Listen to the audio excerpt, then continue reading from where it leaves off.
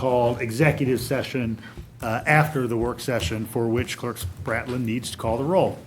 Davenport, Here.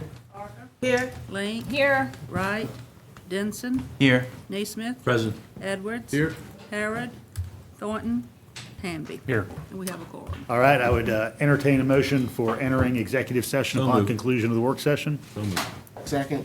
All right, so we have a motion from Commissioner Neesmith, a second from Commissioner Davenport. All in favor? Aye. Any opposed? All right, following the work session, we will enter executive session. And we have, I believe, 5 items on the agenda tonight. And we begin with a familiar tale, review of SPLOST 2020 candidate projects.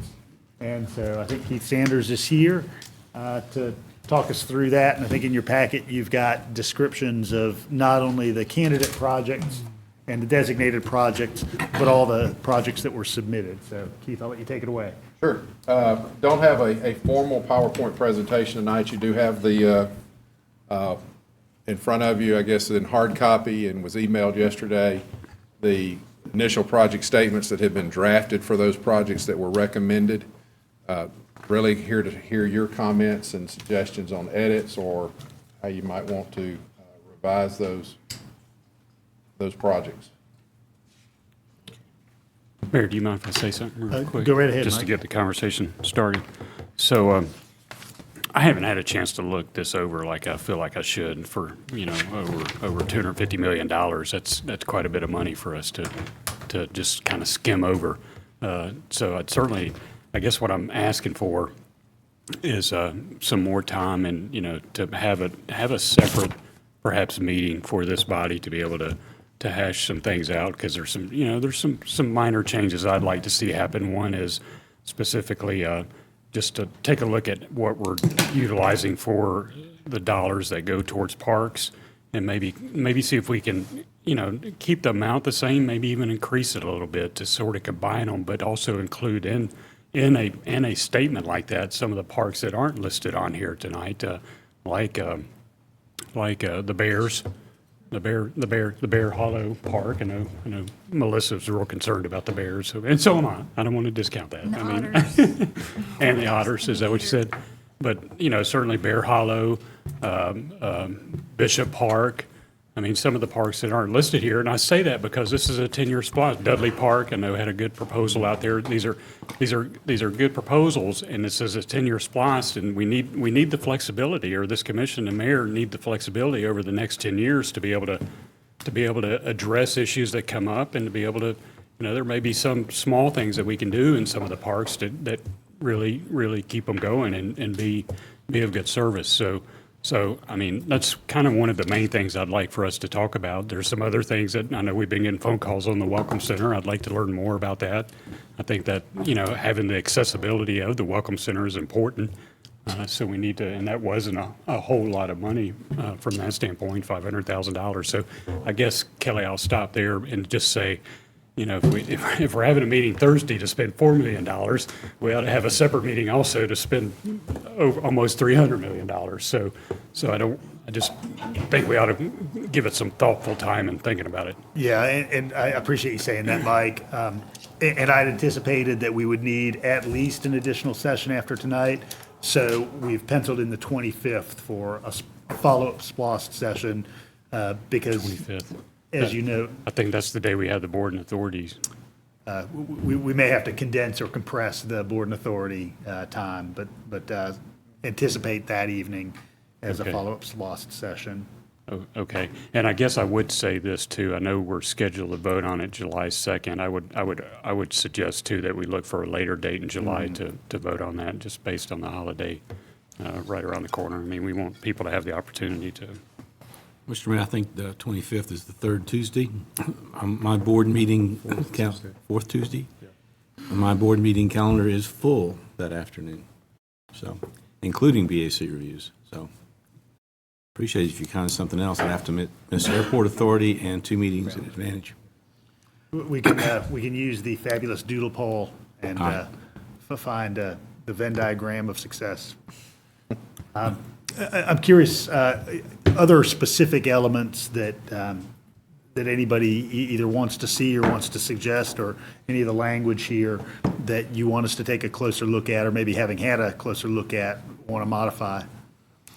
Project 37, high-speed wireless broadband, we had talked about loosening the language there about approximately 28 towers, so that we make it a little broader than that, so we don't have to build towers that don't do anything if we don't need 28 towers, or we can build 29 towers if we need them. I know approximately is a nice word, but, word it so that we build the adequate number of towers in the right places.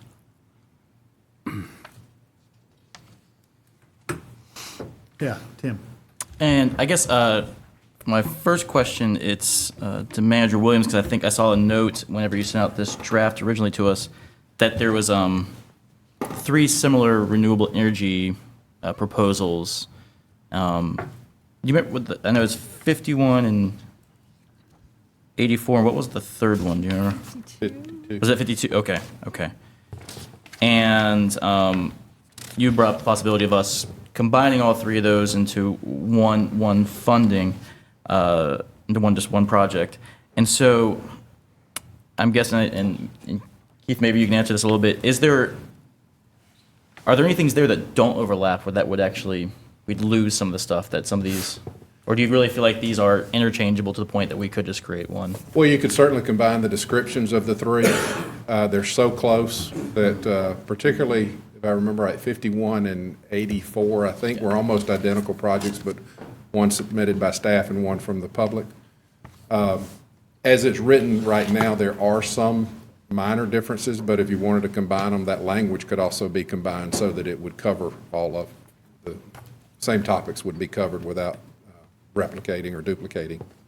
Okay. And I definitely understand that if we did that, it would be probably a lot more clear and transparent to the public who would be voting on this, that they don't see 3 things that sound very similar but are represented separately, which, Right. as a voter, I would find that a little confusing myself, too. Sorry, go ahead, Tim. Okay, if anybody else, I mean, we could discuss that part. I had another question that's completely separate, but, yeah. Yeah, go ahead, continue. Okay.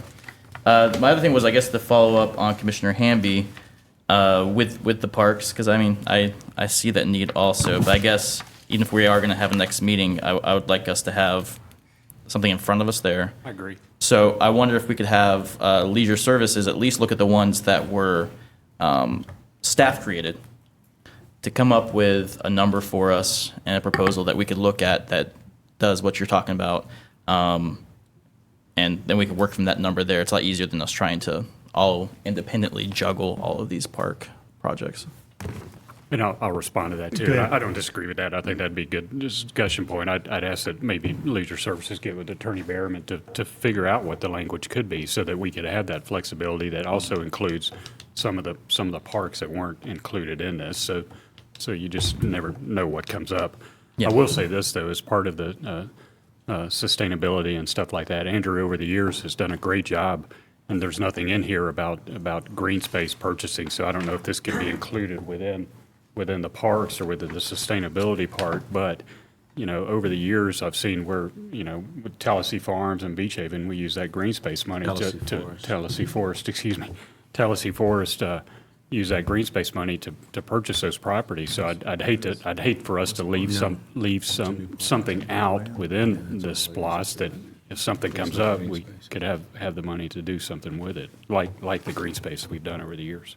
And if I can follow up on, I do feel, and we can discuss this, I'm up for possibly combining them all, but I do see Tallahassee Forest and especially Beach Haven, and I guess also the West Side Park, being a bit different of actually creating parks, not being the same as funding improvements on other ones. So those and personally, I would like to see those ones still kept separate out, but all the improvements and stuff be combined, And appreciate those comments. And, the Sustainability Office does really marshal the whole green space acquisition process.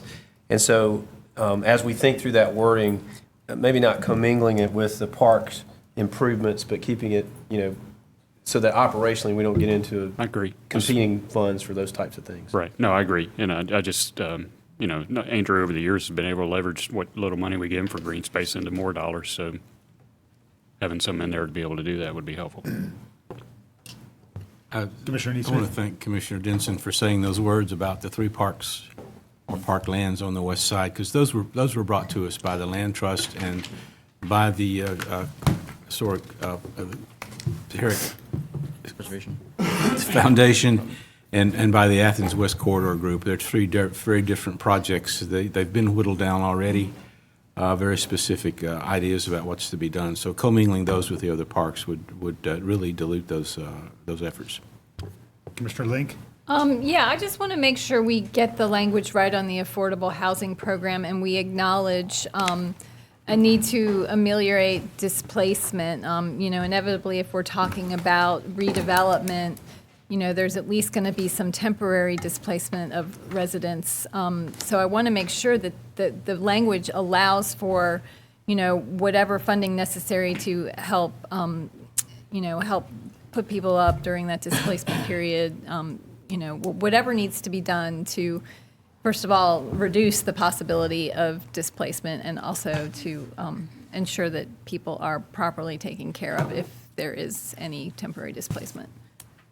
Yeah, I think that's important to say. We know that was what will happen, but it needs to be said. Yeah, I mean, it's inevitable. When you do develop, when you're increasing density, it's inevitable. People are going to have to leave for some period of time, but we want them to be able to come back. But, moving is very expensive and very stressful, and we need to make sure folks are well taken care of. Kelly, you mind if I add one more thing? Here I am arguing that we need a separate meeting. I'm talking too much. But I will say this about the commingling. What I would envision seeing is the list of parks that we're talking about without the specific dollar amounts beside them. The specific dollar amounts comes in the total package because, for example, Beach Haven, I don't know what they're going to spend almost $7 million on out there. I mean, that may not be a priority when we go looking at, like, the Bishop Park needs a new swimming pool.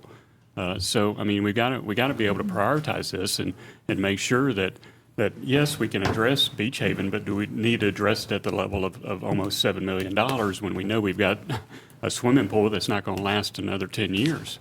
So that's what I'm saying by putting it. We do know what they're going to do at Beach Haven, and it's already been carved down once, so I don't think commingling is appropriate. Well, Jerry, and I wasn't finished, I'm sorry. but for one,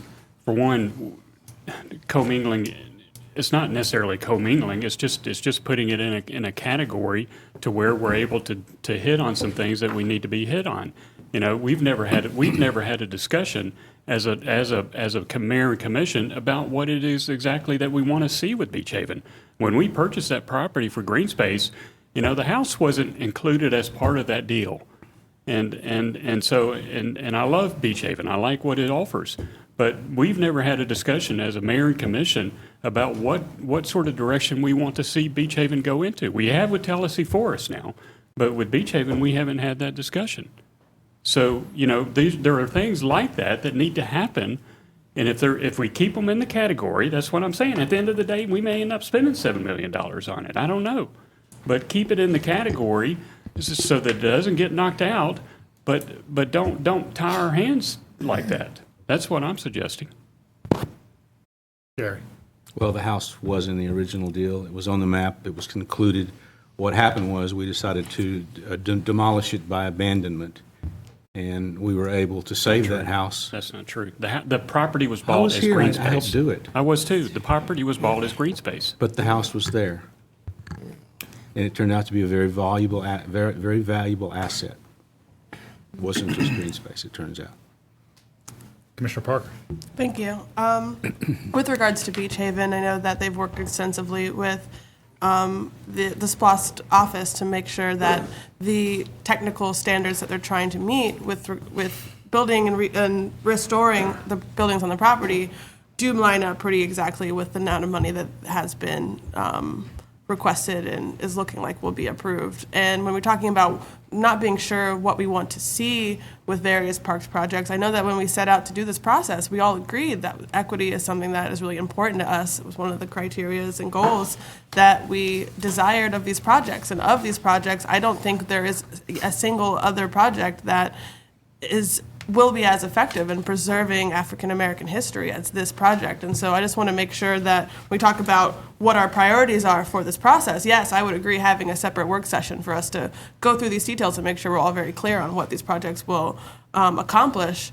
is a good idea, but we did set out some goals that are pretty well defined, and that I think this project in particular meets. But I'm happy to discuss that more in a work session. Though I also want to add, for some of the reasons that Commissioner Denson and Neesmith have laid out, I don't think commingling these projects together in like a bucket of funds is a good idea, because we have had people in the community working really hard to make sure we have the funds that are precisely necessary to accomplish the goals that they have set out here. Patrick? Just for Project 59, to make sure that it's on public property. Just make sure that language is included. And new to this, and how can we work 59 and 67 together possibly in the future, or currently? Which number? 59 and 67. Library and youth development. Oh, right. Tim? And I think another reason why these ones that, again, were not actually brought by staff, Beach Haven, the West Side, and Tallahassee, as you brought up, they were all presented by individuals. So I think they are different that way. But also there's, at least with Tallahassee Forest, combined with that, there's already been $90,000 promised to help out from the Riverview Foundation that I'm not as certain is we could get if it's just a lump sum parks funding. So I'm worried, and also there's potential more money coming with that. So those ones I'd like to see left out for those reasons. But also, but I agree with Commissioner Hamby. I mean, yeah, the Bishop Park pool needs to be replaced. I mean, a lot of Bishop Park needs to be done. We have that whole master plan that's been brought forward, but not the funding to do it, even with what's currently in there. So with that, I do think that we have to take care of what we got. And I know that there has been some discussion about us extending SPLOST to now an 11-year SPLOST, as far as I know. We're getting towards that. And Keith, I wonder, do we have any estimates that if we were to expand that for another year, how much funding that would bring in? We do. Give me a second, I'll look it up. Okay, I appreciate that. And I know like that funding has so far been discussed with the very specific proposals, and the Classic Center Arena has been discussed as a possible another alternate, and that's fine. That discussion can continue, but I think that we also, if we're going to expand SPLOST beyond what we're already operating at now, which is 10-year, correct? I'm right with that. 10 years is what we're working on. Roughly, yeah. Obviously, dollar value. Obviously, roughly. But if we're going to expand that beyond the 10 years, I would like to know how much money that's going to bring in, and that makes me also possibly, think some of this money should go into that leisure services fund so that we can actually implement the Bishop Park master plan, plus fix Bear Hollow and then many of these other parks that need a lot of improvements. The 11th year, it's estimated at just a little under 31 million, 30,944,000. Thank you, Keith. I Jerry? think, Tim, you know this, but for the benefit of the citizens, it isn't a set number of years, it's a set amount of money. So whatever amount of money we set is what it is, and however long it takes. Right. And I agree. I appreciate that clarification. When we talk, it's the estimate of how long it would take us to get that. But technically, it is an amount. I appreciate that. Yeah. So I want to run down a few things, but just want to see if there were any other comments or project statement revisions that anybody was seeking, kind of before I sort of cull through a list of things that maybe we could consider prior to the next meeting. Well, Go ahead, Russell. For clarity's sake, what amount are we talking about now for the SPLOST, fixed amount? So this anticipation is based on $278 million. Okay. And if we keep talking about 11 years, we'll bump that number up to 308 will be our new fixed amount? It would become whatever fixed amount we would set upon. Okay. If kind of in Keith's analysis in the office, we would look for approximately 11 years, that would be about another $30 million. Is that sort of what we're talking about then, bumping up that fixed amount, another 30 million to about 300? Can we clarify that? Yeah. I mean, I'll speak to my clarification, how I understand things, is that right now, this draft document that we are discussing, technically, this is a 10-year estimate of what we're going to 278 get. million. What's that? 278 million. 278 million. This is the $278 million document here. But there has been discussions, as I've heard, of expanding that. Yeah, I mean, So that final determination on that fixed amount is currently scheduled for the July 2nd regular voting meeting. Currently scheduled, but I anticipate that probably would be pushed back either 1 or 2 weeks to give us a Okay. little more time. That'll be a doodle poll? That one probably will be a determination after the meeting determined by the doodle poll. Okay, great. Well, we'll try to have that happen in a regularly scheduled meeting, so either the work session or the agenda setting session Yeah, at a naturally Okay. occurring for gathering. the for the Sure, formal vote. not a special call, right, yeah. So, so at that meeting, whenever it will be called, sometime in July, probably after July 2nd, we will be voting on the final list of projects and the fixed amount.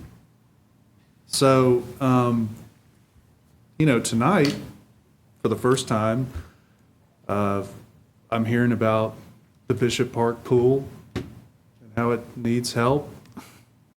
So I would appreciate more information if we're going to be going down that road to appropriate some millions of dollars to the Bishop Park pool.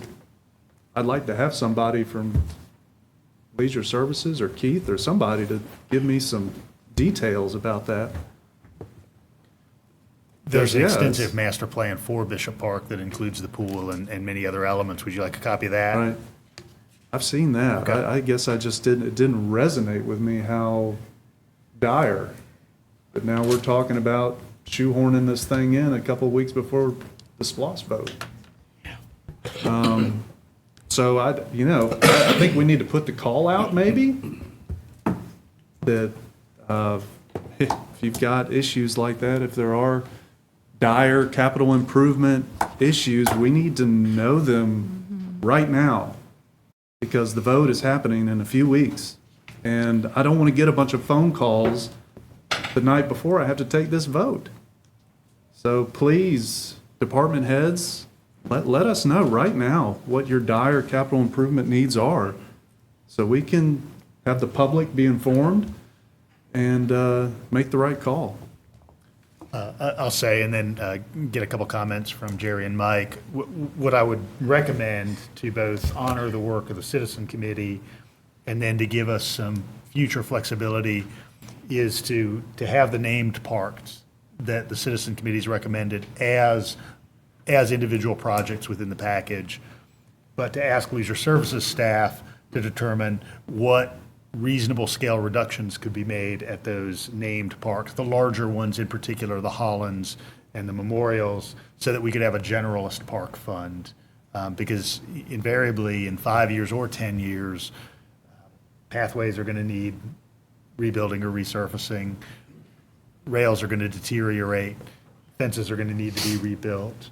I mean, just all of those things happen over time, the natural deterioration of stuff. And we don't want to find ourselves flat-footed 3 or 5 or 8 years from now and not have SPLOST dollars to draw from.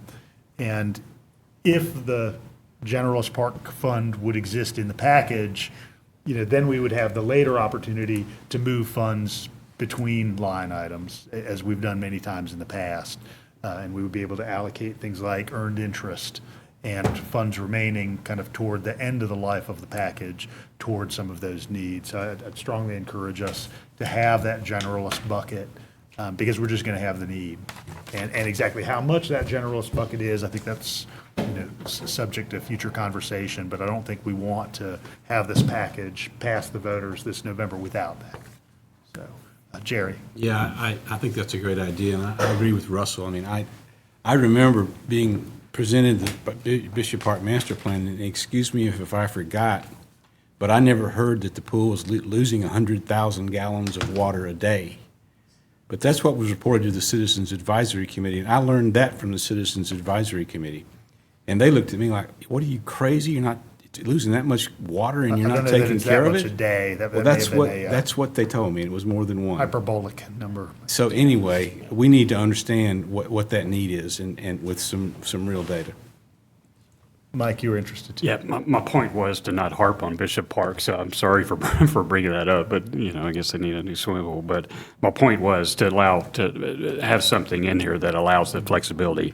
And I'm not sold on that we need almost $6.1 million for Beach Haven. I mean, when we've got, I appreciate what Kelly said, and I can go with that, but, at the end of the day, I sure hope we're not going to spend $6.1 million on a new facility when we've got, and I like Beach Haven. I want us to do what we need to do out there, but $6.1 million when we've got a lot of, I just want the flexibility for this mayor and commission, who's ever part of this mayor and commission for the next 10 years, to have the flexibility to make some quick decisions if something does come up or something does need to happen. So that's what I'm asking for there, and the way Kelly outlined it, as far as, when they go to look at the projects for each of these, they don't necessarily have to spend the whole $6 million from that standpoint. I suppose, am I right in saying that, Attorney Behrman? If, for like example, for Beach Haven, if it's listed at $6.1 million, is SPLOST obligated to spend all of that? If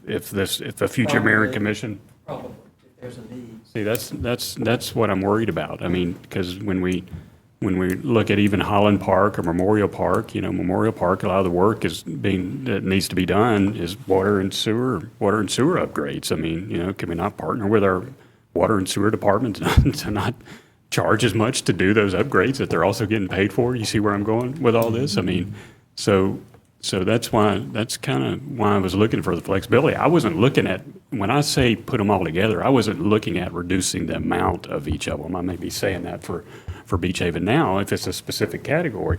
But I was looking at put them all together with the same amounts and maybe a little bit more so that we can address other needs that come up. So and even mentioning each specific project within these parks so that future mayor and commissions have the ability to be able to determine what those future needs and budgets will be. So I'm not trying to exclude any citizen project or anything. Russell? My only reluctance with Commissioner Hamby's proposal is the fact that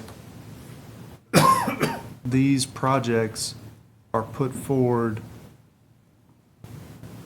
with a specific improvement in mind, and we've been talking about them for months. The Citizen Advisory Committee recommended them to us. We've seen presentations multiple times. And the bucket approach makes me feel like we might debate forever how that money will get spent if we don't at some point make a decision to say, yes, Beach Haven, this amount.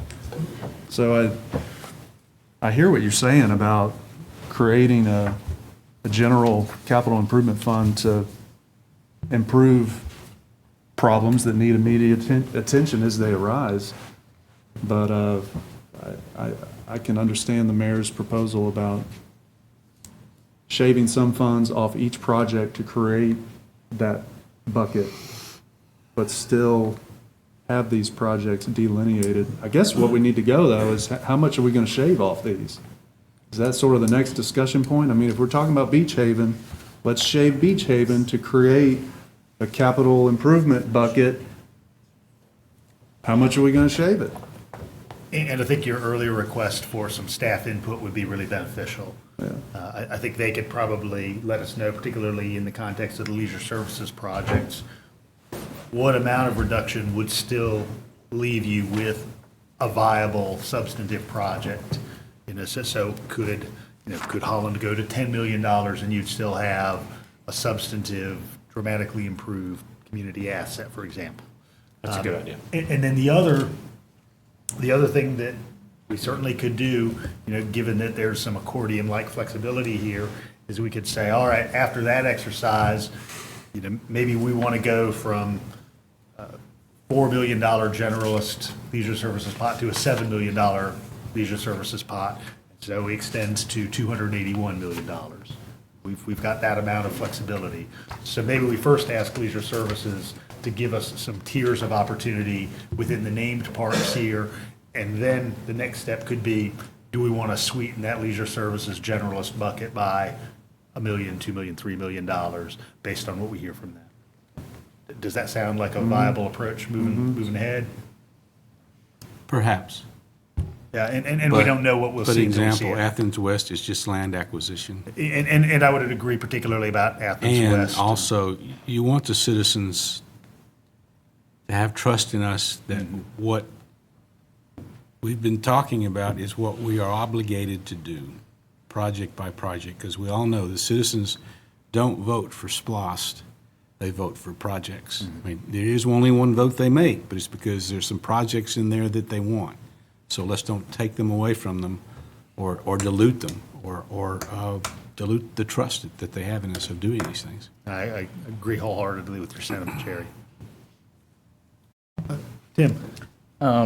It's just a couple of things, and first I'm just going to bring it up for discussion. So Jerry, Commissioner Neesmith, please don't get mad. Bring it up.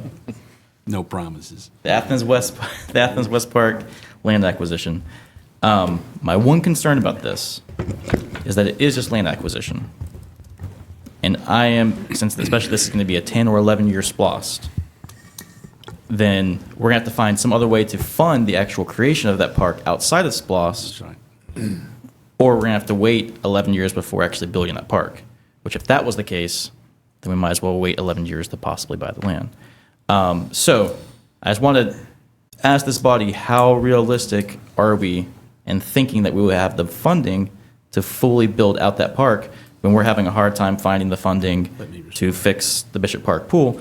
So I just want to make sure we're there with that before we buy land that's just going to, I don't want us to buy land that's going to sit there for 10 years or 11 years. Jerry? Two things. One is the land will cost a lot more in 10 or 11 years. It may not even be there. The other is that, for example, there are grants available. The federal government will have a grant published next May that will be for trails or natural features to public parks. The park land has to be owned by the government, and then you make a proposal to develop a trail. On the west side, a trail would be very nice. We have a lot of senior citizens in the west side who would like to have a place to walk besides the mall. There are also opportunities to get sponsorships. I'll bet you we could find somebody to build us a playground. Or we might, just like they did on the east side years ago, build it on our own. So I don't think that us not having money to develop the park is a reason not to buy the land, because it'll make us work to develop that park as private citizens and businesses and organizations, and we will. Jerry commented on a lot of things I was going to say. I was going to mention, too, that there's big interest of the west side for a west side park. I mean, certainly that's one area of town that doesn't have a park to speak of. Well, we have Ben Burton Park, but that's kind of more of a green space type thing.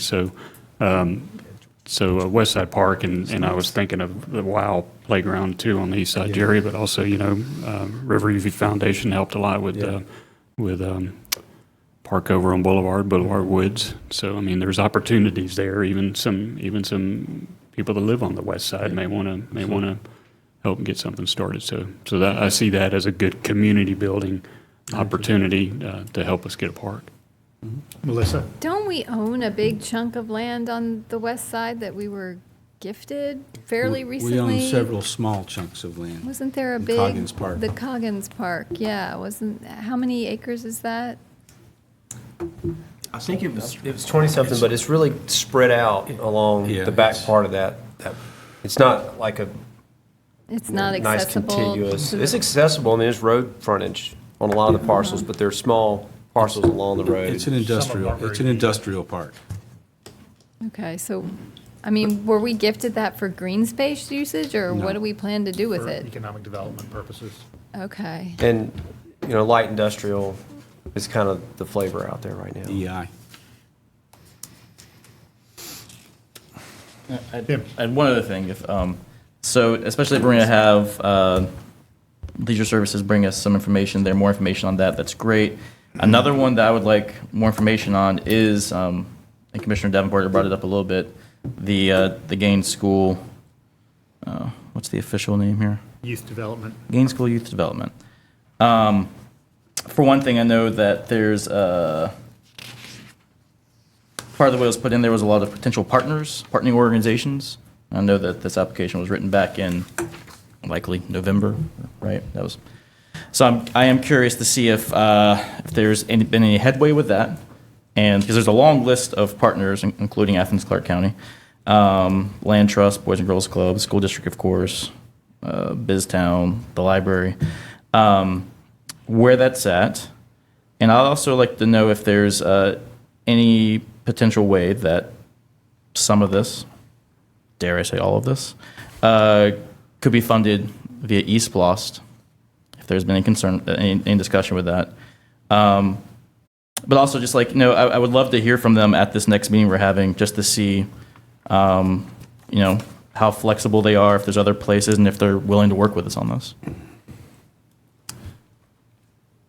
Yeah, I mean, I'm not sure I really feel comfortable keeping that Gaines School Youth Community Enrichment Center on the list until we have a meeting with the school board to discuss full-on goals and some of the other collaborations that we've proposed, particularly with West Broad and, the funds that we've already committed to a similar program on West Broad. If you notice, Melissa, it doesn't mention Gaines in the project Yeah, description. well, I mean, but that's what it means. But yeah, that whole, I'm just reluctant to move forward without having that detailed conversation with the school board, because, what are our guarantees that they're going to fulfill our vision, for either one of these? The way I read this, though, this leaves us open to put it at any place. Oh, It and doesn't we tie- it make the doesn't tie us decisions down to on Gaines. that. I definitely recommend generalizing that project description to the greatest degree possible to continue to call for an East Side Youth Development Facility, but not moor it necessarily to any individual nonprofit or user or site, given that there are a lot of unanswered questions. But that, I think, the East Side is a place that needs a youth development facility in the same way that it's a place that needs a library. Okay. The other note that I'd make is, I believe in the FY '20 operating budget, there was the anticipation of some additional capital for some other staff needs, vehicle replacement, is that correct? Yes. And so that's in the $10 million range over the life of a decade. And so we would need to draw down this overall package by about $10 million to fulfill our commitment to the operating budget for FY '20 and out years. It looks like they've done that already with the youth and community enrichment program monies. Right. In the draft that you have, the project that was added or designated with the Okay, it's already done. with the budget items already in here, and then that youth development was reduced by that same amount to keep it at the 278. I see. And Okay, that's certainly draft, and we can change things if y'all so direct. We just did that as a way to keep the dollars at the 278 you'd already approved. okay, perfect. Can I add something too, Kelly, to this Yeah, particular Mike. one? So it doesn't specifically mention East Side on there, so I don't know if that, I mean, I know Andy will be back in town soon enough, and Patrick over there is probably going to raise all sorts of issues with that. But the thing I will point out, though, too, is that, the 4.9, and if we're talking about equity as far as geography goes, the West Side Youth Development Facility only had $3 million associated with it, and the partner that we're partnering with is expected to raise the additional funds needed for it. So this one's got $2 million extra afforded to it. So, I mean, just bringing that up as a So note of being caution that, that, being that this is a SPLOST project, that means this body would have the say and the approval of what those funds are spent on, the specific projects moving forward. Absolutely. Okay, And also the location okay. through the site selection process. Circling the wagons on a couple of comments tonight. I kind of like to get some consensus on a couple of these things so we can direct staff and Keith prior to the next meeting. I agree very strongly with Jerry's desire to generalize the broadband package. Right now, it names a number of towers. Technology is emerging every year, and we don't know what's going to be available 18 months hence. So I think we need to target, really who our kind of population needs are. And so whether that's Focus rural on function populations rather or- than form. Yeah, that's right. Yeah, so we want to support low-income communities, we want to support rural communities, and others in need with broadband access, including our unified government needs. I think something like that makes a lot of sense. I could see us with, an iteration 3 years from now where we find, we could do the same thing with 17 towers, but the project statement says, let's build 28. So we have 11 sort of dormant towers hanging out in the county just because that's the way the project was written. I don't want us to get to that boat. Also on affordable housing, I very much agree with Melissa. I think to call out an affordable housing package that reduces the impact of displacement, knowing that there will be some displacement, but that we seek to reduce the impact is good. I very much appreciate what staff's already done. I think Bill Berryman worked on this so that it calls out the opportunity for home ownership. So it's evident that that's an opportunity there. And Keith, do you think it's reasonable to work with Leisure Services staff to look at particularly those big ticket, $6 million plus Leisure Services projects and look at a series of tiers of reduction that could then inform a Parks Generalist package? Absolutely. and the final thing is revisit the Welcome Center. I mean, if there's an accessibility issue for people getting into the building, that's something we need to address. And I think that was around $500,000. Yeah. Blaine, is that something staff could give us some more information on? Absolutely. Yeah, and is that intended to be matched by grant funding? Because I know there's often grant funding for ADA accessibility or federal funding out I'm not there. sure. Is there a, local input requirement for that? I'm curious as to what the alternatives for that funding are. For attracting a grant that would help with accessibility? ADA access, yeah. Yeah. I'm not familiar with the grant requirements for that, so I'd have to take a look at that. Well, being that it's also a historic building, there's often grant money out there for historic buildings, too. Sure. All right. Any other things that we want to leave staff with kind of prior to the next meeting, which will be determined via doodle Sounds poll? like we don't need that meeting now. Well, Let's get this. I think we're further down the road than when we started 45 minutes ago around what'll happen at that meeting. But I think we still need to finalize this. And so anticipate seeing the prospect of a meeting in your email box tomorrow. And we'll figure out what date works best for everybody. All right. Sound good? Keith, Okay. you at peace? Sounds good. All right. Blaine, any other SPLOST thoughts? No, sir. Bill? Okay. All right, we'll move on in the agenda. And the well-traveled Suki Jansen is going to join us to talk about the state of recycling in Athens and beyond. We've, of course, had some significant solid waste production goals for quite some time, but the environment changes, the market changes. I'm going to let Joe Dunlop, so he's going to Oh, speak. nice. Sorry, last minute change. No, that's all right. He's our waste reduction, but I am going to come behind the rail if that's all right with Gene. present. You know, we always come bearing something. And it's never garbage. Swag. Never trash. If you already have one, share it with the constituent. Get them on board, educated. This is my second one. Quality bags. Thank you. Exactly.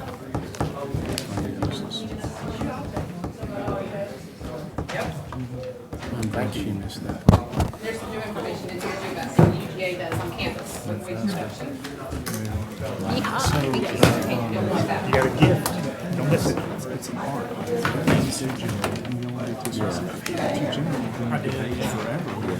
So it's Kit Kats, huh?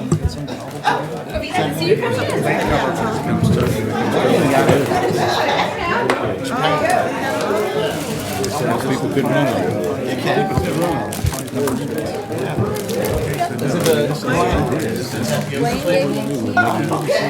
I know. What did you? How did you do? Don't y'all remember? He said, when you didn't bring any gifts. He said, Oh, and so he brought you candy. look at this. Look at this. Guilt plane. Yeah. I didn't know you should take it. You know, like the big cherry flavor. They have a cherry? Something. Oh, they have probably goji berries. Are they? Let's see. Oh, shit, I can't read that. They've got like goji berries or something. Hope nobody's allergic to We nuts. need a sidewalk in Winter Bridge Road. Whether that's Chiefs Cross to the 4 million, side of the 4 million driveway, so sidewalk to 4 million driveway. From where to where? From Kofer's, Where it stops. where it stops, to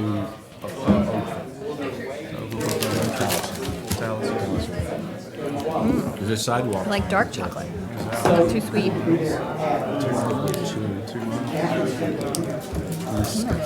Travel bridge to cross. Let's see.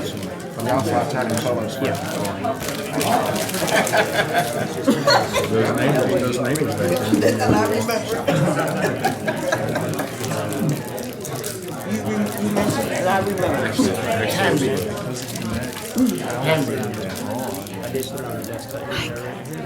Way better. And it's Mike. okay, like to have a trail as part of it, you know, tie the sidewalk. Because I can see that being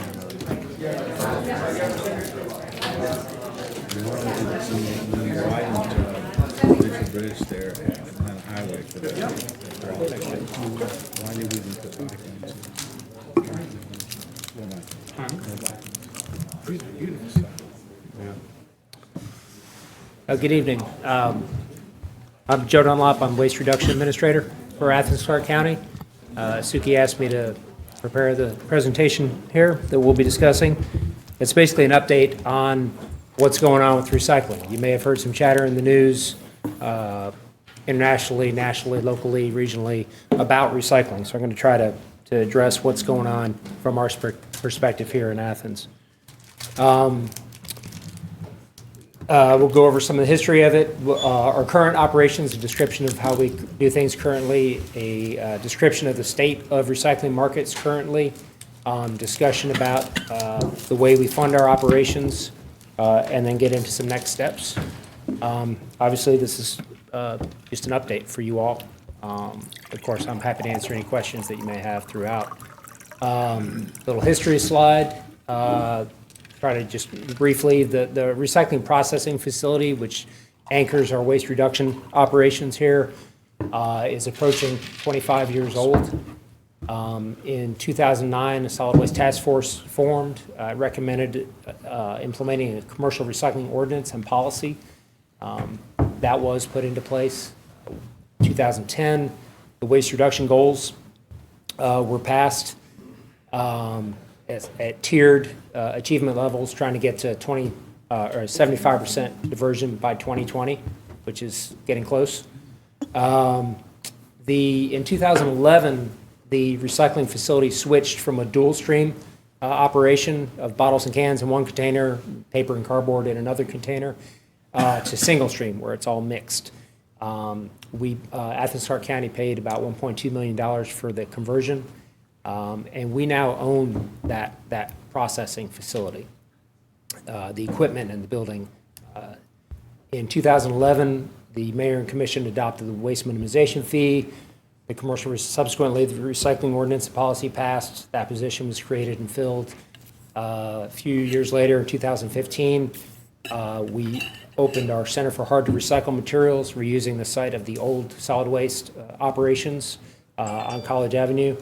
I should say a lot of that programming was already in place, but we we put it in a much better area with more elbow room and have continued to add programming since that time.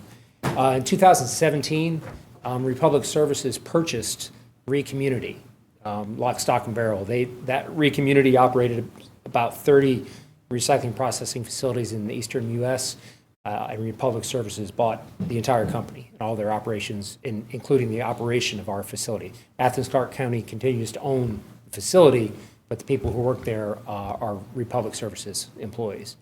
And then present day, as you know, on the SPLOST funding, we're seeking funding to build a new processing facility because ours is getting a bit old. Our current recycling system, I think typically when people think recycling in Athens, they think traditional curbside, but the charm is a significant factor. That process is about 30 tons a month, but I think if you look at those tons with an eye towards environmental impact and possible pollution impact, they're weighted a little differently. You know, we send out loads of batteries and mercury-containing lamps there, as opposed to the bottles and cans and cardboard boxes that are more benign that we accept at the recycling processing facility on Hancock.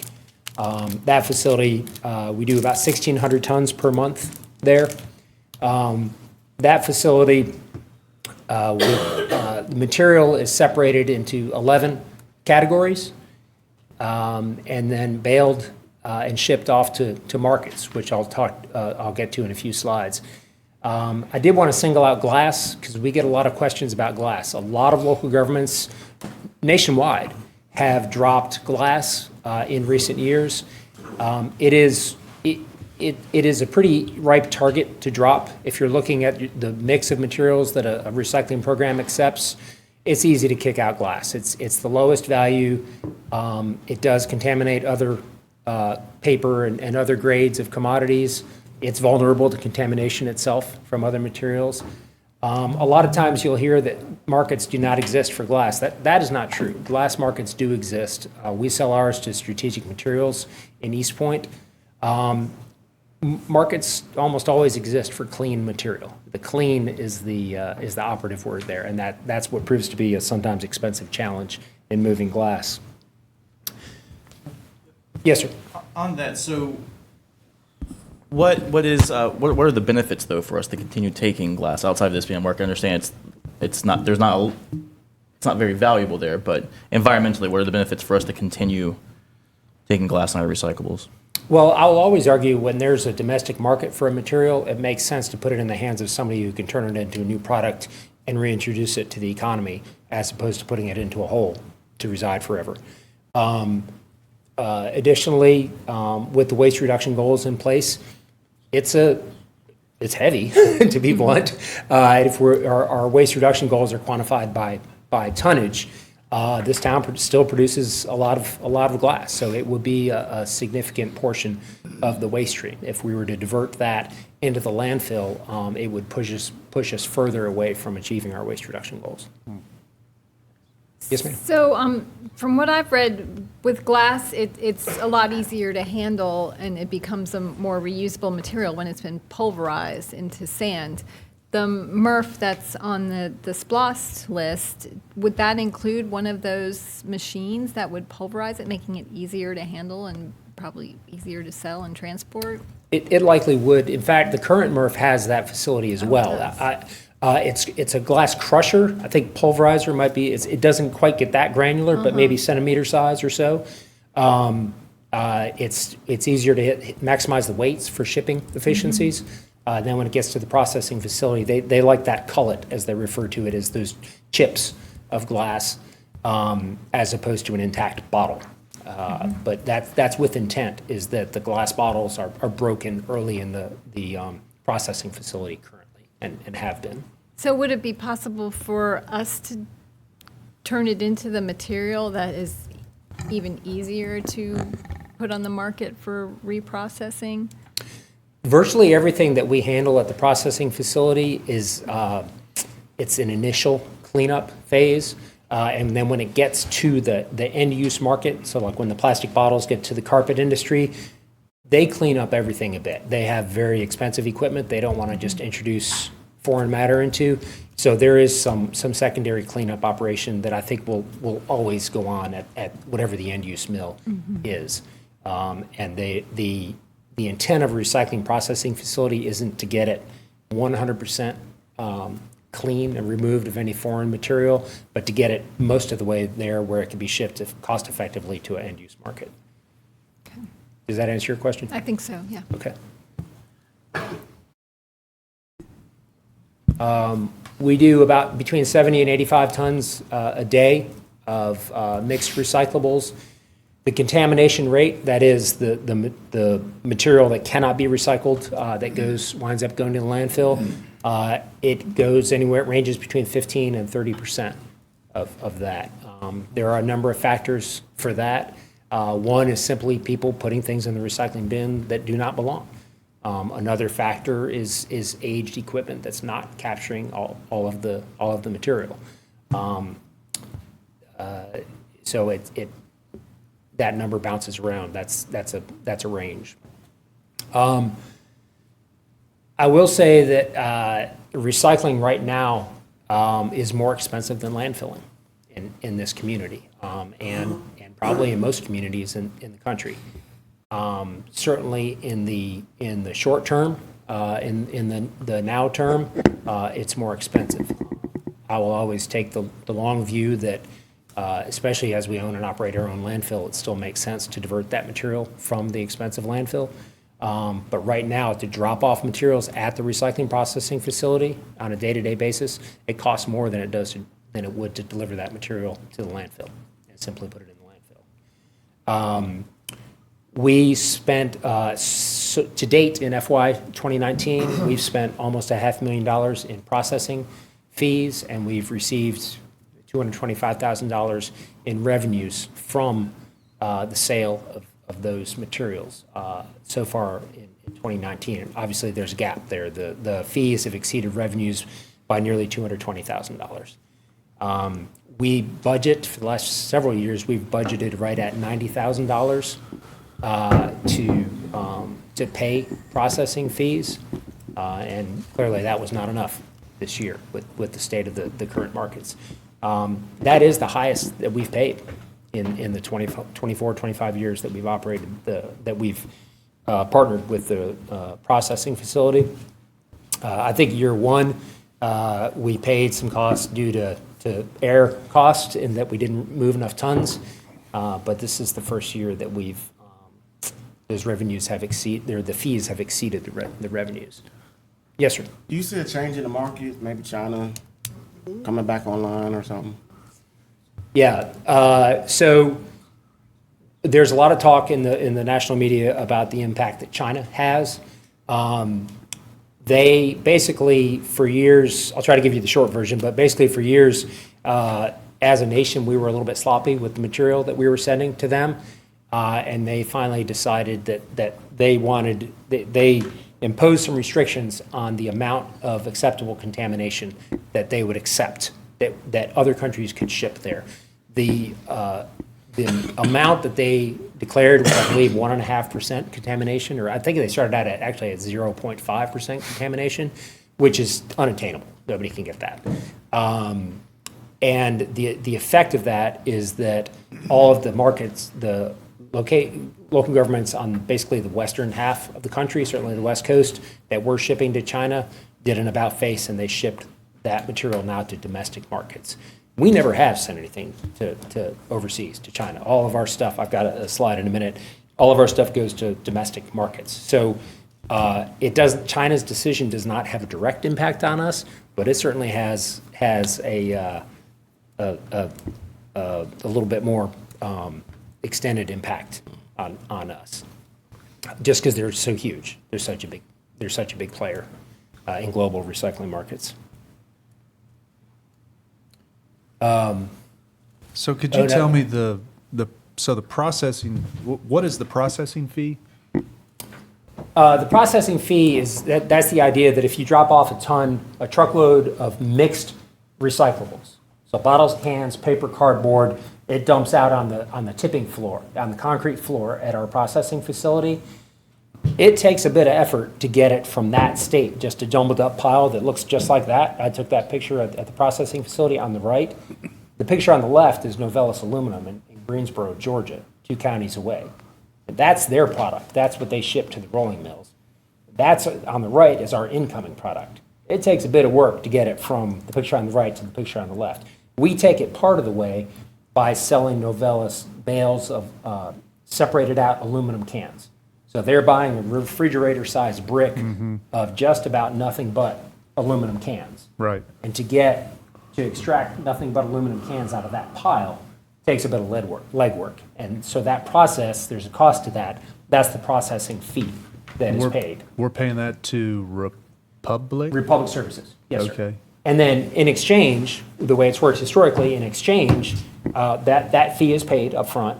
And then in the past, we would be issued a rebate because the value of the processed material, the value of the resulting processed material exceeded the cost to get it to that point, exceeded the processing cost. Yeah. This is the first year where that's been reversed. And in fact, we can see, kind of get a short view of that in the months that we ship out a load of aluminum, which is about every 7 or 8 weeks. We send out a truckload of aluminum cans, far and away our most valuable material. In those months, we still receive a rebate for that month. The months when we don't send out a truck of aluminum, we pay a pretty significant processing fee. So has the processing fee been climbing over time, what we're paying to Republic Services? Yes, sir. And why is that fee going up? There's a couple of different reasons. One is the pressure from the mills, from the domestic mills. Because those global markets have tightened up, the domestic mills are able to get quite a bit pickier about the quality of the material that they want. They're paying less for it, but they can demand a cleaner product. Whereas in the past, when cardboard was, they could, when the markets were stronger, they were able to put up with a certain amount of contamination. Now that the markets have tightened up and there's a glut of material, well, they're going to choose to purchase the cleanest material. So that's forced the recycling processing operators to really try to tighten up their game and reduce that contamination down. At the same time, unfortunately, for whatever reason, it seems that people are getting a little sloppier with what they're putting in the recycling containers. And we're seeing, so there's that. They're kind of getting squeezed on both ends. The mills that are purchasing the material are getting pickier, but that the incoming tons are getting dirtier at the same time. Are we able to see where that contamination is coming from? Because I know when I go to the mall to dump off cardboard, large amount of cardboard, every time I see contamination in there, people dump all sorts of stuff in there. So is there a way that we can pinpoint where this heightened contamination problem is coming from? Is it coming from residents? Is it coming from the drop-off locations? Somewhat. It's a lot of it is some of it is anecdotal. Some of it is monitoring the incoming loads, which we've been doing more of. Believe it or not, the drop-off sites are not some of the dirtiest loads. Some of the dirtiest loads that we see are the what we call the front load dumpster. The dumpster routes that are run have some of the greatest amounts of contamination. The large commercial recycling dumpsters? Yes, sir, that you might see at private businesses or apartment complexes and the like. Where? Which ones? Well, it's, I would say nobody's route is pristine, but some of the things that we're working on is identifying incoming loads. If we get a load that's significant, where the contamination is really excessive, I'll get photographs from the operator. I got a batch of photographs yesterday morning from 2 separate loads. And in that case, we can go out certainly in the case of the solid waste department trucks, it's much easier for us to identify where that contamination may have originated. If it's from a private hauler, we have to work with them a little bit. But it may be. Sorry, go ahead. It may be depending on, if the truck comes out, and here's the load, 40 feet on the ground, and if it's the last little bit that dumped out, well, that was the first bit that went in the truck. Well, hey, what was your first few stops that went on the truck? Well, that was those apartments where we know we've had problems in the past, and we can go out and work on education at those apartment complexes. Most of those, my impression is most of those commercial recycling dumpsters are operated by private haulers. Is that right? Yes, most of them are. The front load dumpster routes are spread across the county-wide, across both private and public haulers, Yeah. whereas the county has jurisdiction for residential within the old city limits and cannot operate outside the city limits. For residential, for commercial, it's an open bag. It's mixed. Oh, okay. But and we're one of, Athens-Clarke County is one of a half dozen haulers that operates front load routes. Thank you. Melissa, related to that? Yeah, it is related to that. We don't have any means of fining these haulers for consistently contaminated hauls, do we? Or are we?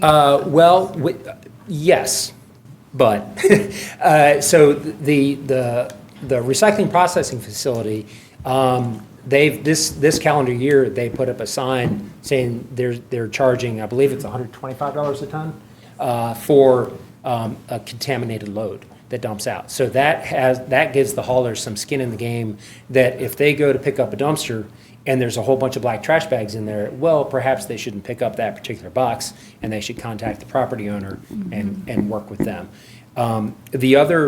The other part of that is that we've got a good relationship with code enforcement, and that if, for example, the drop-off sites that you've mentioned, and I've done this, if I go out to a site and I see a black bag of trash that looks like it's not bottles and cans, I can open up that bag. This isn't as gross as it sounds. I can carefully open that bag, and if I can find a document in there with a mailing address on it, code enforcement and the attorney's office have been pretty good in working with us, and that the presence of that document with the individual's name is enough to issue them a citation. And so we do. It's a little bit whack-a-mole, but I believe it's fairly effective when those Have we people thought are- about monitoring those sites with cameras? Even a wildlife camera setup could catch some license We are plates. looking at that. The cost of the cameras has come down enough. The technology has improved enough. The expensive part of cameras is paying staff to review the footage, and we've not really had that availability. I've actually just within the last month or so learned of a system that has some motion sensor enabled capability. like a wildlife camera. Well, right, excuse me, that would be good enough for, and at a price point that's makes it Yeah, 'cause attractive those to are us. cheap. Those are like 30 bucks. Well, and I want to come July 1 in the new funding season, I do want to look at those. Does that just, yes, ma'am? I didn't know if you're going to get to it later, but now that you're talking about the haulers, how many haulers do we have about? There's about a half a dozen haulers, and some are just commercial, some are just residential, and some are a combination. So could you help me understand, I guess with the haulers, they have the basic stuff, they have to have a business license, Yes, ma'am. probably, and insurance. Of course. Liability. And then they pay and I'm sure they pay when they go to the landfill. Yes. And so could you explain if this is correct? Do they pay a certain amount per household or per business to the local government? Yes, they pay into a waste minimization fee. And what is that about? It's in a couple slides, but basically it's Well, I'll wait till you get there. okay. And they also, can I make, one other fee they pay is annually, they have a franchise renewal fee. So that's when we look, excuse me, that's when we The look. TV folks can't Oh, hear I'm you. sorry. I'm sorry. Gotta have a loud teacher voice. Also, one other fee, Commissioner Thornton, is an annual franchising fee. That's when we check the lighting on their trucks to make sure it's safe. Basically, they re-register with the Solid Waste Department to have a permit, a franchise permit to operate in Athens-Clarke County. Right now, it's initially a $200 charge, and then annually it's $100. And that's when we also check their insurance to make sure they're still operating with the proper insurance. So that's an additional fee. I just wanted to make sure that was known. And then Joe will get to the waste minimization fee that they also pay per household and or per business. So I just want to make sure you know all of these. Thank you.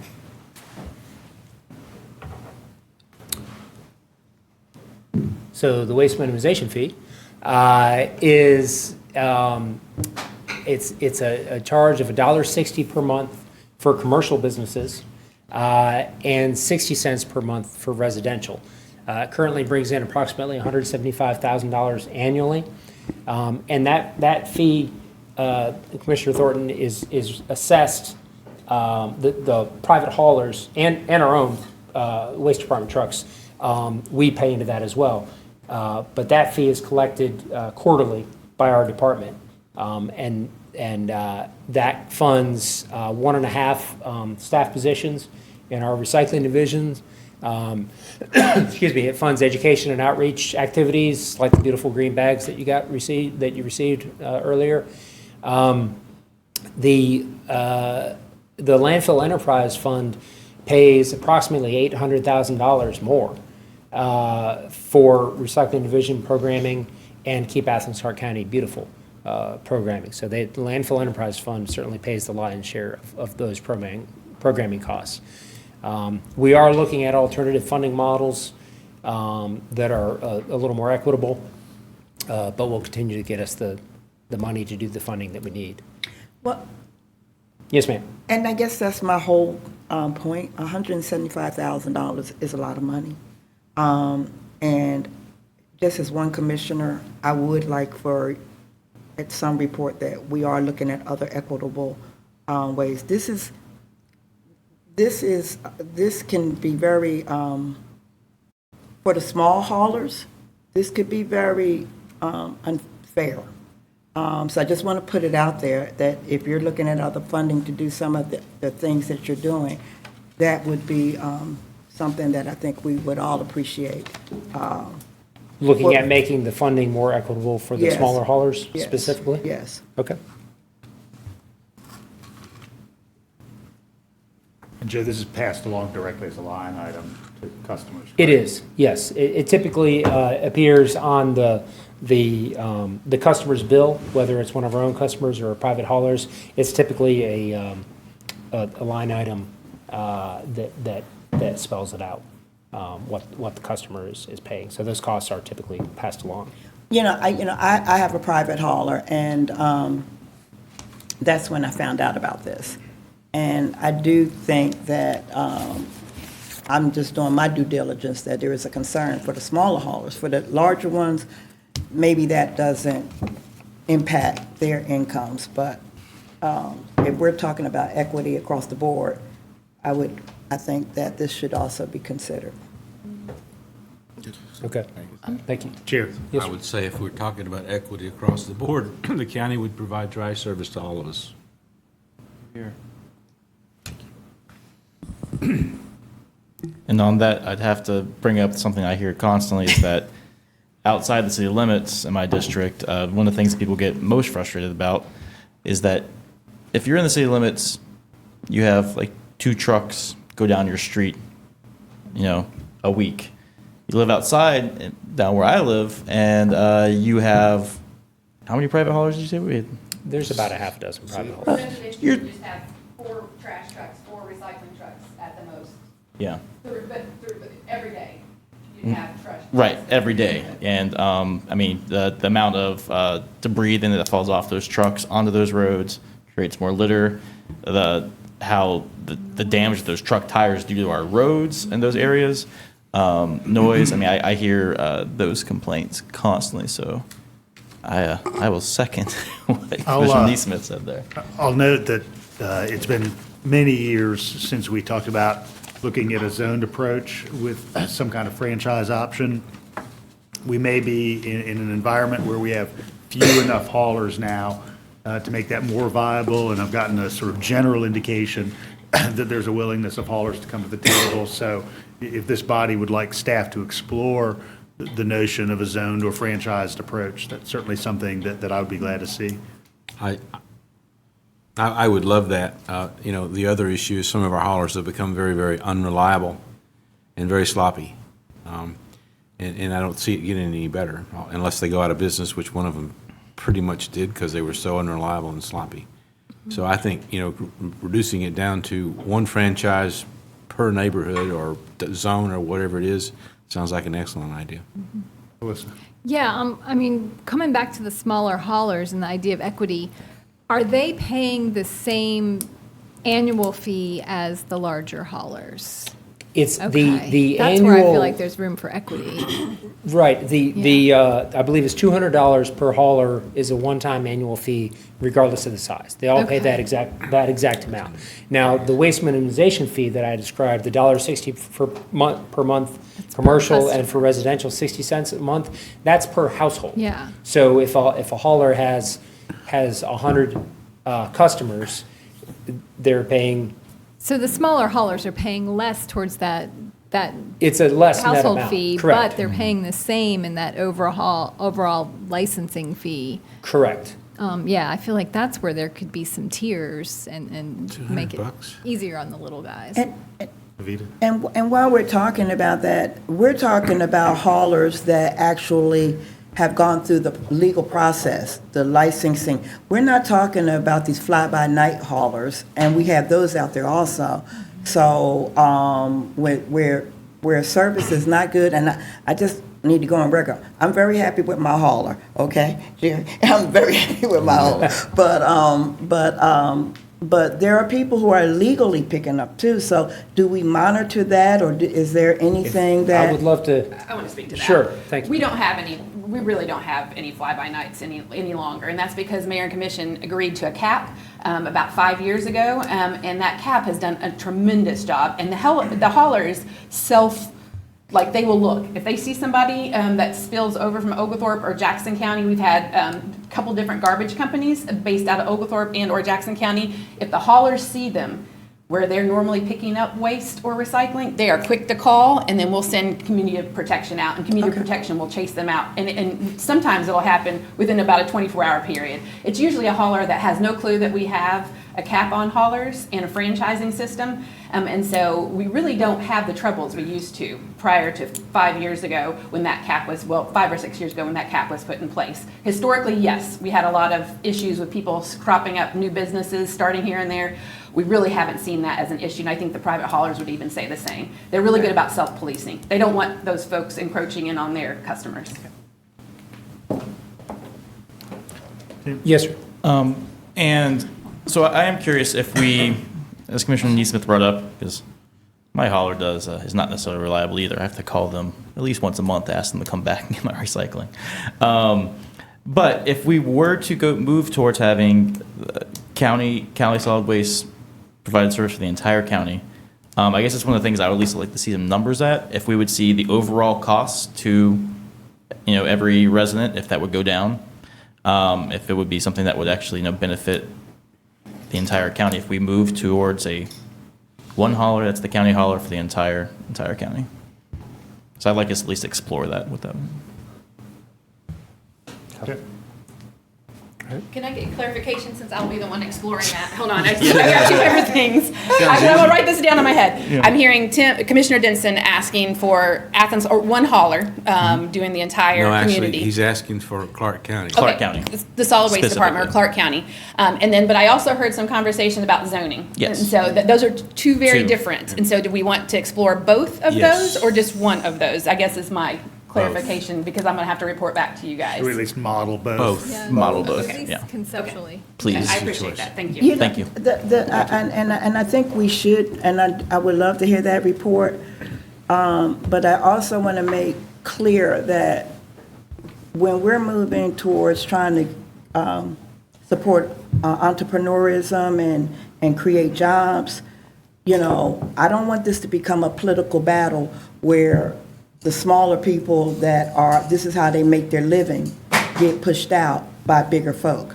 So we need to be cautious of, I think the research is good, but we're trying to lift everybody up and not one group of people up, but we need to be fair and equitable. I just need to put that out there. Certainly. Understood. And I just want to give kudos to Commissioner Davenport has asked the Citizen Solid Waste Advisory Committee, actually has had two conversations just with the haulers about franchising. It said we did not talk to them about the county taking over, but we have started conversations just to see what the appetite is like out there for them moving into some zoned system. So Well, I will wanna- say my hauler also likes that idea, so I'm keep saying my hauler is great. It's great. Thank you. Thank you. Marcus, you missed. I think I glossed over the market slide. Right, so we get this question a fair amount because China gets mentioned quite a bit when people are talking about global recycling markets. We've never shipped anything overseas. I think we shipped some of the strange plastics to Canada for a little while, but that's back in this market, in the domestic market now. And one of the things I say a lot in my role on the board with the Georgia Recycling Coalition is that a lot of the material that gets recycled in Georgia stays in Georgia. You know, Dalton, Georgia is the carpet capital of the world. That's where our PET #1 plastic water bottles and soda bottles go. They get turned into carpet in this state. The Novelis aluminum buys our aluminum cans. Those get sold to Coca-Cola and other beverage brewers in the state. A lot of this material, if you just look at the map, it doesn't go, if you look at it from a global perspective, it doesn't go very far. So it's pretty gratifying to be able to say with a straight face that the material that gets collected locally stays at least regional. And it supports a lot of good jobs. Just for the purpose of product placement, if you will, if you want to see glass being reused, the recycling mode, go to the Certainty Insulation Factory. They get it by the dump truck loads and melt it down and turn it into insulation. It's really something to see. Absolutely. There's 200-something employees there. They buy 45,000 tons of glass a year, and they turn it into a product that helps people keep their energy bills in check. There's not a lot to poke holes in that, I don't think. Well, you educated me, though. They look for a very particular type of glass. They do, and I'm sorry to say it's not glass beverage bottles. They're looking for window pane glass, automotive glass. So it'd be very convenient to be able to say that, you know, downtown Athens supplies them with a lot of their product. I'm afraid technically that's not quite the case. Insulating my belly, then insulating my home. But I really like this whole subject area because I think when you talk about recycling, it's sometimes it excludes a certain amount of the population, but I think it's important that all of the population benefits from a strong recycling market. Talked about the fee a bit. Did I go back? Excuse me. So next steps, what we're working on is we have a contract with Republic Services to operate the processing facility. Those talks are live. We've engaged with them, and we will continue working with them through December. I believe that, when is the contract up? In January? A little bit into 2020. Okay. And, you know, if we don't get a mutually agreeable agreement, excuse me, we can send out an RFP and shop it around and get someone else to possibly operate the processing facility. Again, that the county owns the facility. We are in the process of exploring improved processing equipment. At the age of the facility, a fair amount of that is examining maintenance and upkeep. A little hesitant to invest a tremendous amount of money into a new facility that's that old when we've got a SPLOST proposal on the table. But certainly we have a maintenance budget to keep the thing running. We're in the process of developing and launching a new recycling messaging campaign. basically tied around the idea of keeping your recyclables loose. We don't want to open up a recycling roll cart and find bags of bagged recyclable materials. We like them loose and nice and jumbled up in there.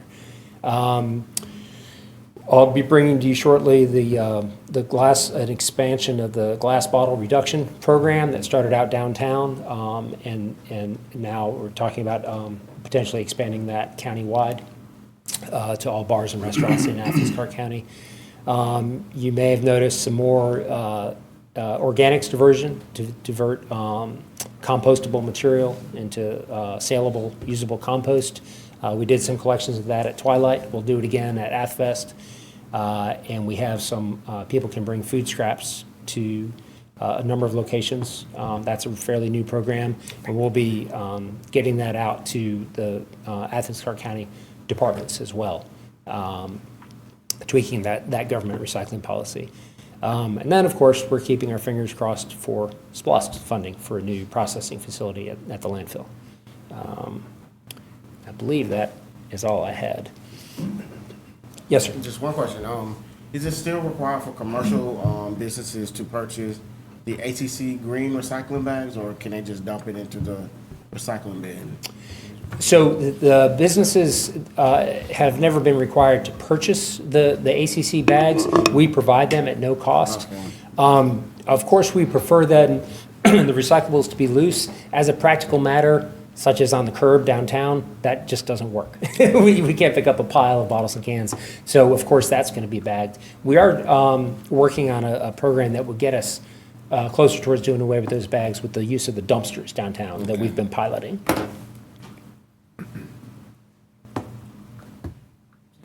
Okay. Good job, Joe. All right. Thank you. All right, I believe next up, we've got a double shot of Drew Raessler.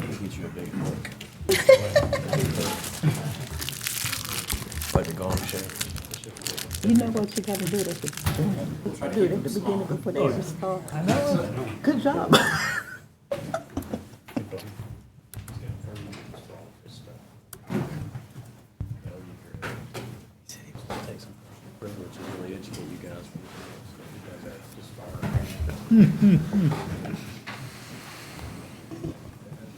Drew, we're looking forward to your next 30 minutes. I hear you. That's cool. Even less if you can make it.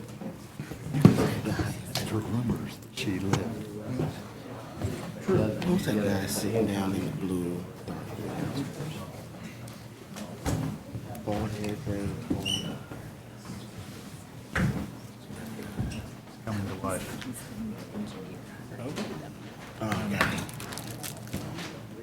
No picture of your kid yet? No, I borrowed a laptop, so I'm sorry to disappoint. There we go.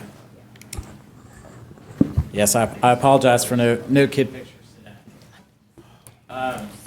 So I'll introduce the topic, and then I'll bring up Hillary, who is our new bike ped safety coordinator. The first presentation is to talk about the Hancock Avenue resurfacing, which is scheduled for this summer, and some potential modifications that are possible as part of that. So the purpose, we'll talk about the project, existing conditions, the potential for Hancock as well as College Avenue, discuss schedule, and then next steps. Project history. Won't read through all of this, but we just went through a process and accepted the Athens in Motion plan in October. And part of that recommendation was to add both the Athens in Motion Commission and the Bike Ped coordinator. We have done or began to do both of those things.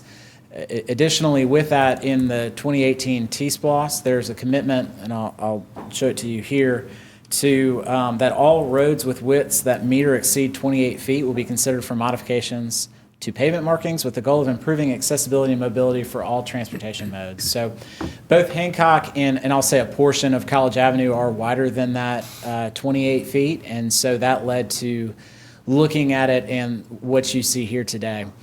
This particular map comes out of the Athens in Motion plan. This is the overall network for bicycle facilities.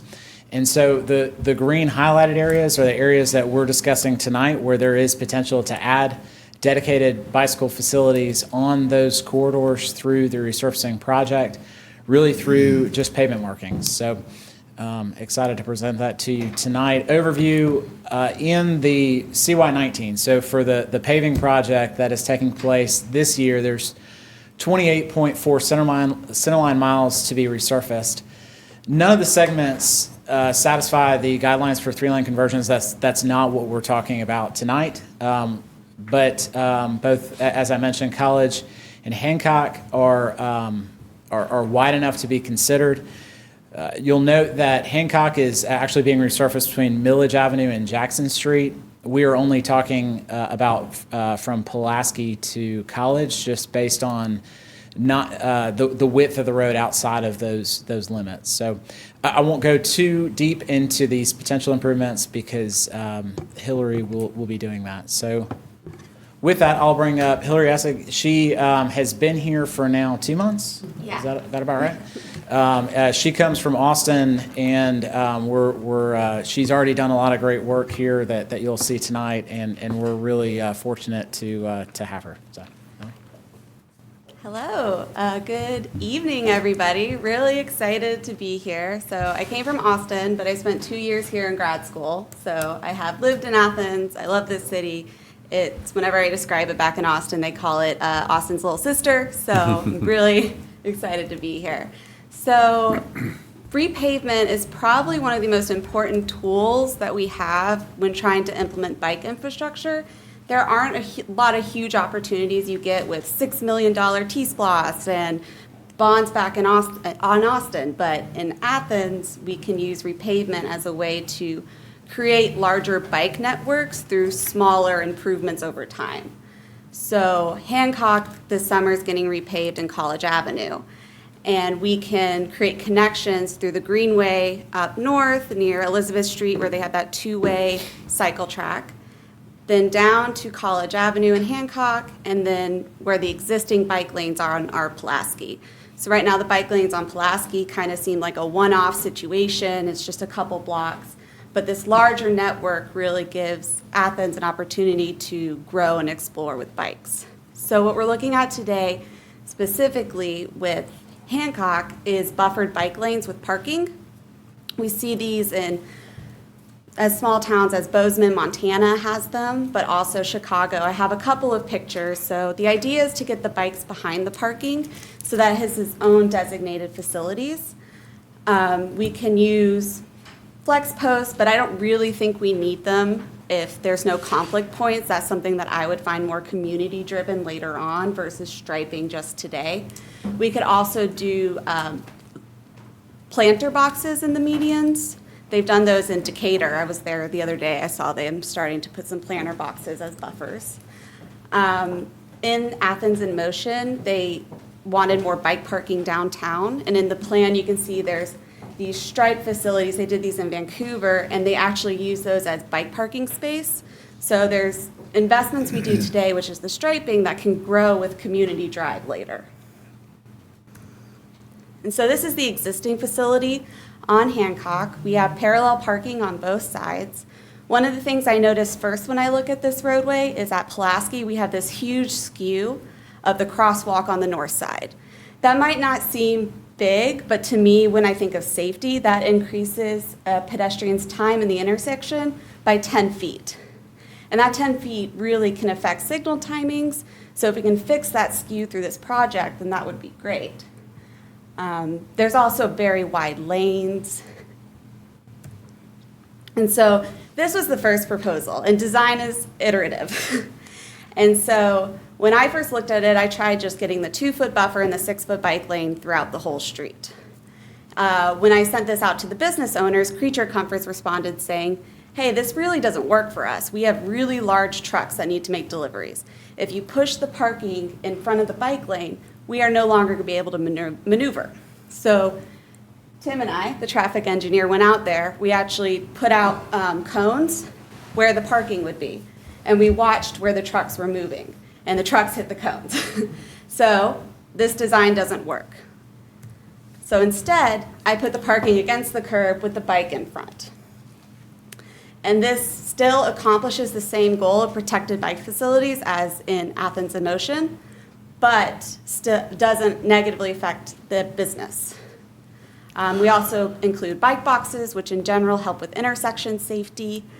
These maintain the same number of actually this adds a parking space in front of Cine. And yeah. Bike boxes, what's bike boxes, is that what you said? The green. What's the green? What is, oh, the green. The Oh, green, okay, yeah, I'm sorry, it's a bike box. Yeah. Okay. It's like green marks. So I just wanted to clarify, and I understand the need to do it here, but in the future, we're always going to want to prioritize putting the bike lanes on the other side of the parking, though. I mean, that is beneficial for safety. Yeah. Correct? Because if not, I guess why is it in the Athens in Motion plan? Well, Athens in Motion never decided where the bike should be in reference to the parking. And NACTO, which is kind of the design standards that I follow for multimodal transportation, you can put it either place. I like it behind the parking because it reduces the conflict with the travel lanes, but I wouldn't say it's less safe. To me just doesn't feel like the right term. It's a preference. If you're trying to create an all ages, all ability network and you're with your kids, you would rather be behind the parking than in front of the parking. So when I can accommodate that, I do, but I also don't want to negatively impact any businesses. Right, I guess I just wanted to be clarified Yeah. that the priority was to put it behind the parking when possible. Yeah. Yes. I mean, I feel like the bike lanes outside the parking here in this urban environment are fine because the speed is so low and this isn't necessarily a very high traffic lane. I mean, this is the road that I took when I biked downtown. I'd always choose Hancock. And, you know, even when I rode the scooters until we kicked them out a couple of months ago, I would go down Hancock. But I do feel like that parking as the buffer between the bike lane is certainly necessary and definitely preferred when you do have higher speeds and more volume. But, you know, I mean, here I think it works just fine. Yeah. Russell. Are we absolutely certain that the Creature Comforts trucks cannot drive with your preliminary design, which is superior to this one?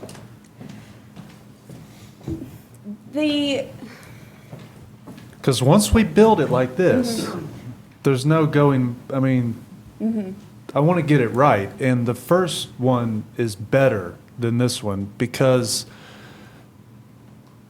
parents don't feel comfortable having their children ride a bicycle right next to a car traveling 25 miles per hour, 30 miles per hour.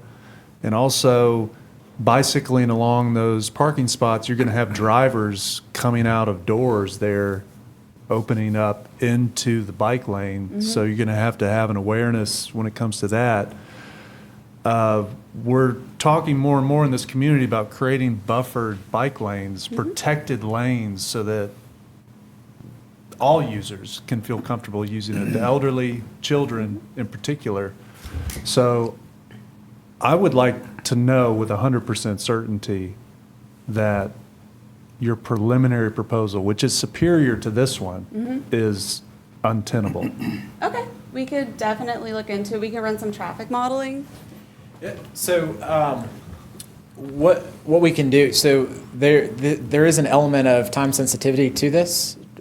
Just to kind of back up a little bit to qualify my answer, because the preference with downtown resurfacing is to do it at night, just so that we don't disrupt the businesses, the operation of the various government facilities, the post office, church, that kind of thing.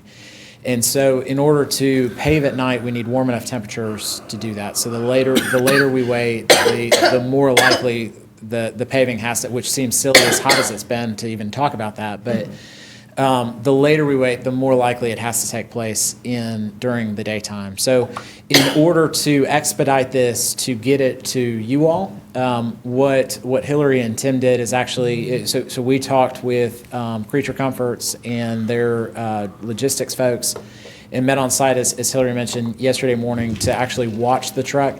It did not seem possible today to do that. There may be some potential tweaks down the road of perhaps modifying their driveway or somehow changing exactly how their loading is. What if you just take out a parking space or two to give them a turning radius, but maintain that buffered lane for the rest of the duration of the block? We could look at a couple different options, including removing some parking. We started with the basic presumption that we wanted to keep we assume that y'all would want to keep the same general number of parking spaces. Well, I guess the problem is they're coming out of the driveway and turning left on Hancock, and that radius they're coming in. It's more backing in. So they're swinging wide into facing the wrong way, and then they're backing down that driveway right next to Creature Comforts. Okay, so they're turning right on Hancock and then backing into their driveway. Yes. So, Drew, just to kind of make sure I'm trying to visualize this like I'm playing with trucks here. So if we're looking at this map, that truck would be kind of essentially facing its nose into Sine and then backing up. Exactly. Okay. Exactly. All right. And then swinging as the trailer is coming back into the driveway, the front of the truck is going to be swinging wide. And so that's what ended up hitting, I would imagine. Yeah, the they're actually cons- facing Pulaski. I thought they would be facing Sine Okay, with the thank you. nose, but they're actually turning right onto Hall, going towards Pulaski, and then backing in. so they would be pulling into like that. we would lose 3 minimum, 4 maximum parking stalls. Can you repeat that? Sure. So what Tim said is what we could do is if we did remove a couple parking spaces to be able to ensure that movement, it would be between 3 and 4 parking spaces that would be lost up near Pulaski to make that happen. I'd be similarly interested in kind of asking that question of what funding level would be necessary to widen the driveway as well. That was a prospect. And I think in order to answer those questions with kind of a higher level of specificity, we really need to get to pull in an engineering to be able to do some turning templates on top of that and run a couple scenarios to do that. But we can certainly do that. Tim and then Melissa. I'm wondering if we've thought about, because I think we do this, I'm sure somewhere else in Athens and other cities do it. What if we, for those lanes, those parking spots that would be affected by trucks hitting them, I'm sure we have a general idea of when they receive deliveries. Could we not have time-sensitive parking where there's no parking there from 8 a.m. to 4 p.m. on weekdays, when we actually don't need that much parking? Parking is not a problem during those hours. Problem is a parking at nighttime when they're not receiving deliveries. I have to agree with Commissioner Edwards that I don't want us to change the entire plan because a couple of trucks show up per day. Like, why don't we put some time-sensitive parking issues where you can't park there during certain hours instead of changing the entire plan? We'll reach out to ADDA and see what the implications of that enforcement would be. Thanks. Russell mentioned the doors swinging open. I noticed we still have a really wide median there, this useless space. Could that space be transferred over to a buffer to allow for space for the doors to open? Like our spaces on Doherty Street are extra wide, so the doors can swing open without going into Yeah, traffic. we can definitely look into that. This was the best way to maintain the center line of the roadway with the intersection movements, but we can look more into widening that buffer in between the parking, for sure. All right. Right. This is from Hall to Lumpkin, so there's parallel parking on both sides of the street. There's also more parking underneath the building on the top left, but the aerial just skews it so you can't see it. And this is the proposal. So for this one, closest to Hall, the bike's in front, and that's mostly just due to the movement. It would be more uncomfortable to pull that bike lane behind the existing parking. And this is NACTO's recommended way of designing it in front of that kind of constrained space of parking. So you have about 7 feet, which is enough room for that bike to move around any cars trying to open their doors. And then we have the parking on the south side of the street. 2 spots were removed from the north side near Lumpkin, but that's because they don't meet MUTCD standards, which is the manual uniform of traffic control devices, you need the parking to be about 20 feet from a crosswalk, and one of those spots didn't meet that criterion. Oh, so the intersection, when I first did this, if you look towards Lumpkin, I kind of just wanted to show how the design process worked a little bit. I first combined that through and that left turn. I thought that, and when I showed it to Tim, it really just doesn't function quite as well as an intersection. So then I skinnied up the median a little, or the buffer on the bike lane a little bit to 1 feet and a 5-foot bike lane, which on this low traffic volume street should be comfortable and it should be fine. And then you can still have an individual left turn onto Lumpkin along with that through lane. And this was the preferred option. And then this also shows where those striping buffers are next to the intersection. Those are potential opportunities to put in bike parking. And so this is probably the roadway with the largest change. We have pull-in parking or front-end parking closest to City Hall right outside, and then parallel parking on the top. We also have 3 ADA spots on this street. Unfortunately, I just cannot fit protected bike facilities on this roadway with pull-in parking. I looked at it a lot of different ways and it's just too tight.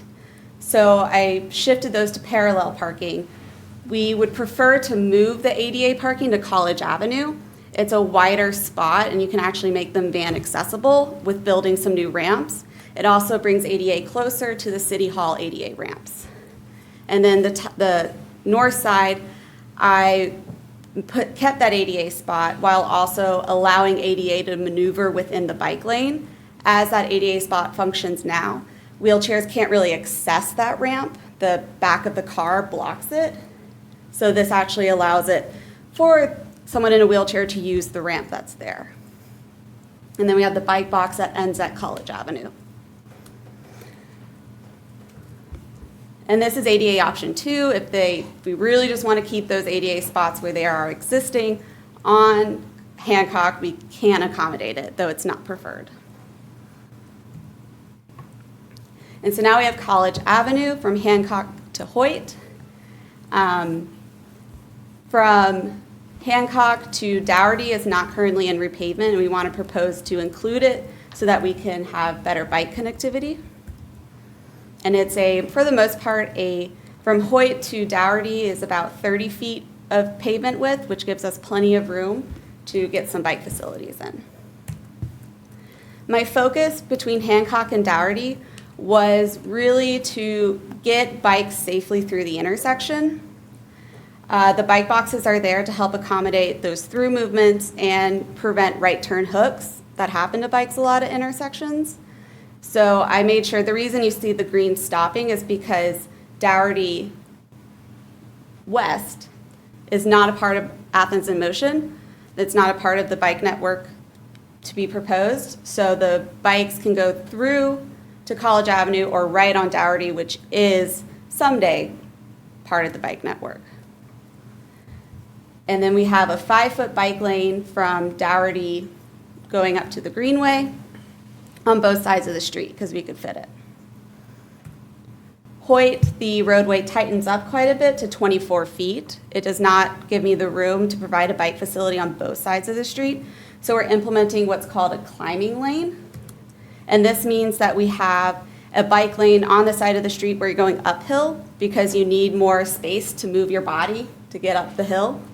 And then the downhill movement, it shares with the car because you're going faster on the bike and you can more safely keep up with the car in that situation. And then we have the railroad to the Greenway. And here, same as before, it's just such a long sheet. I want to be sure you could see it. Willow will remain an always stop. The bikes will have a stop bar that says you have to stop here as well, just like the cars.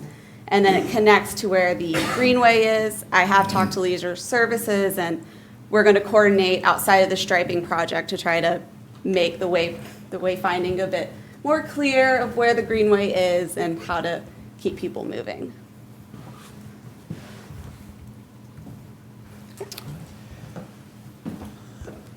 So as we mentioned, this is, both roads are scheduled to be resurfaced in this summer.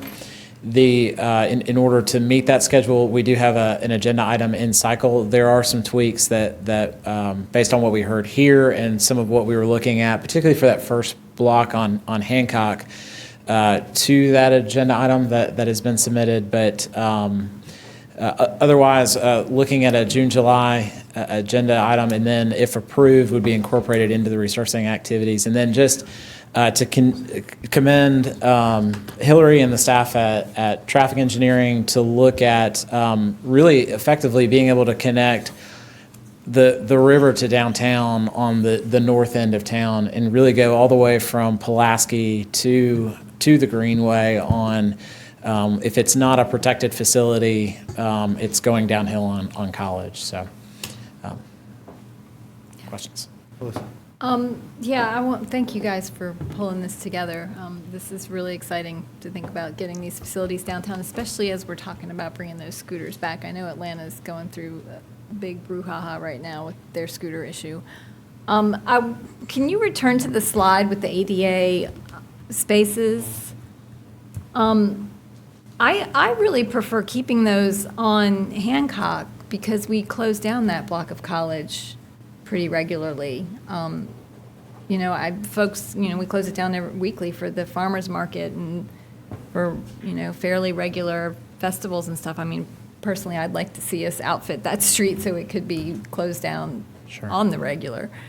I feel really strongly about keeping those ADA that option on Hancock because, that block is often closed. And these two are not mutually exclusive. There could be an interim solution because there is that wider space on College, though I certainly hear you, it's closed off. Mm-hmm. We could split the difference, put one on College, keep one on Hancock. Does anybody have thoughts about those two alternates? Just kind of looking at them, while we close down College some of the time, it's not routinely daily closed. I mean, I like the idea of possibly splitting the difference. That makes sense. So, because it definitely is more protected on College, and I like the idea that we could put ramps in there. It makes it more accessible, closer. So, but Melissa does bring up a good point. That right now, I think those spots are blocked closed off right now. Right now. Mm-hmm. So if we could split the difference, and that way we know still on this block there is a spot on that side. That sounds like a decent compromise. Makes sense. Does that sound good, just in terms of a hybrid? Yeah. Yeah. Okay, great. I think go forth and do well. All right. Thank you.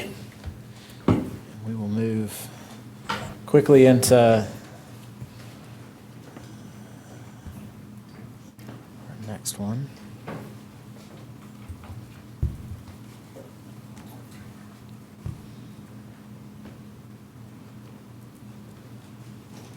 All right.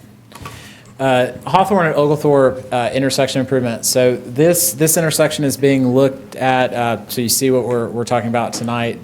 Generally, intersection improvements at that intersection. So a fairly lengthy history of how intersection improvements have been done since unification. Most recently, in October, this body passed the intersection improvement program, which was a matrix of intersections with a number of different items to consider on which intersections needed to be improved.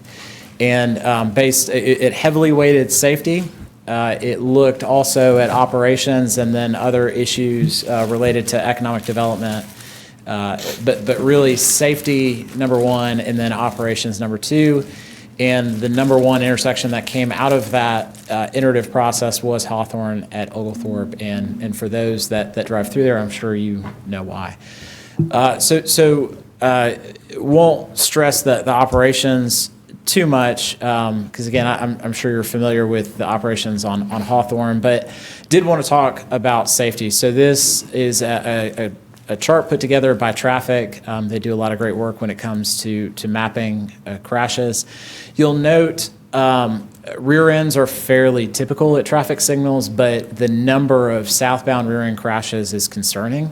You look at some of those other orange bubbles on the other approaches, and it's not nearly approaching that southbound rear end crash that's I can't quite read the total number, but that's approaching half of the crashes in just those southbound rear ends. The other, maybe even more concerning, though the numbers are lower, is those 6 northbound left turn with through crashes. Rear ends, at least, everyone's going the same direction. There's not always a huge speed differential. When you have a left with through, there's a high risk of injury with that. So those are kind of the two things that stood out to us in this crash diagram. Trying to take a more comprehensive look, rather not just getting narrowly focused on just the intersection. We did want to look at what's going on. We hear a lot about the YMCA driveways. And we noted a lot of left turn crashes. You'll see there that is the entrance to the YMCA. There at the bottom of the screen. You'll note a lot of left turn crashes. There's some rear end crashes, and we think those are related to a couple different things. One is if you're waiting to turn left there, you know that you're just sitting duck, and you gotta go if you think you got a gap. And so we think that may be leading to some poor decisions on making that left turn. The other is there appears to be some improper yielding. You'll note that orange bubble again is rear end. So the only reason you would have a rear end there is if that front car stopped to let someone turn left, and the rear car did not expect you to stop when there's no condition to stop. I've never signaled with my eyes to anybody that I'd want them to do that. Never. While dropping off a toddler at the Y, just for the record. I'm curious, was it all looked into about making that a no left turn pull out there? But also at my child's daycare over on Prince, it's kind of a similar situation. It's no left turn lane there. I mean, you can only turn right and circle around. It's possible. We worry a little bit that it may not have a whole lot of adherement to that. People won't listen to it. I can go in there. I'm gonna go in there, rather than trying to go all the way up to that. And the condition exists at the other driveways, a similar condition. So we'll talk a little bit about what we propose here a little bit later. Have y'all thought about changing it to 3 lanes like the rest of Hawthorne? I feel like a lot of the confusion at that intersection has to do with the fact that you're in a single lane and you go through the intersection and it's like pick a lane. And also the speed on that. I feel like the volume is much less, but you've got a 4-lane road and people are just flooring it, and there's no crossing. There's no... Sure. And we'll get into solutions and we'll talk about that. We do want to be mindful of capacity, that we don't, not just for the sake of we don't want to slow people down, but also cause excessive delays to folks. But we also don't want to create congestion that could lead to more crashes. So we will talk about that. Traffic operations, I could spend a long time on this, but I know my timer's going, so I won't. But this is level of service. Level of service is scored on an A to F scale, on A being you don't see anyone, it's free flow, F being heavily congested traffic. Now I will note that while A and B shows up green, and that green just makes you feel good, and that's where we ought to be. Really, in our peak hours, being in a level of service C and D is not a bad thing. That means that the road is not over-designed. In order to make all of our roads operate at a level of service A or B, it would be a significant impact and a significant cost. So right in C and D, that's the sweet spot for traffic design. So this is a lot of numbers, and we'll get into what exactly is being recommended. But you'll note we've actually recommended a solution that, the yellow check is it's operating at a level of service C or D. Red is E and F, and green is A and B. You'll note that what we recommend is actually probably the lowest cost option up here. It does lead to some future needs on Hawthorne. We'll talk about that. Drew, on that real fast, I got a number of emails from people looking at this presentation early on, and we were curious of what the current LOS is at the intersection. It is not on here. I can get that for you. Okay, I can get that for you. It's going to be pretty close to that top one, though, level service C or so. But I'll get that for you. This is, we really looked at two concepts, and this is the more impactful for a lot of different reasons. It was something that we were hopeful, hey, this is the number one intersection. If we can do a roundabout, we can do a lot for congestion, we can do a lot for safety, and it would look really cool.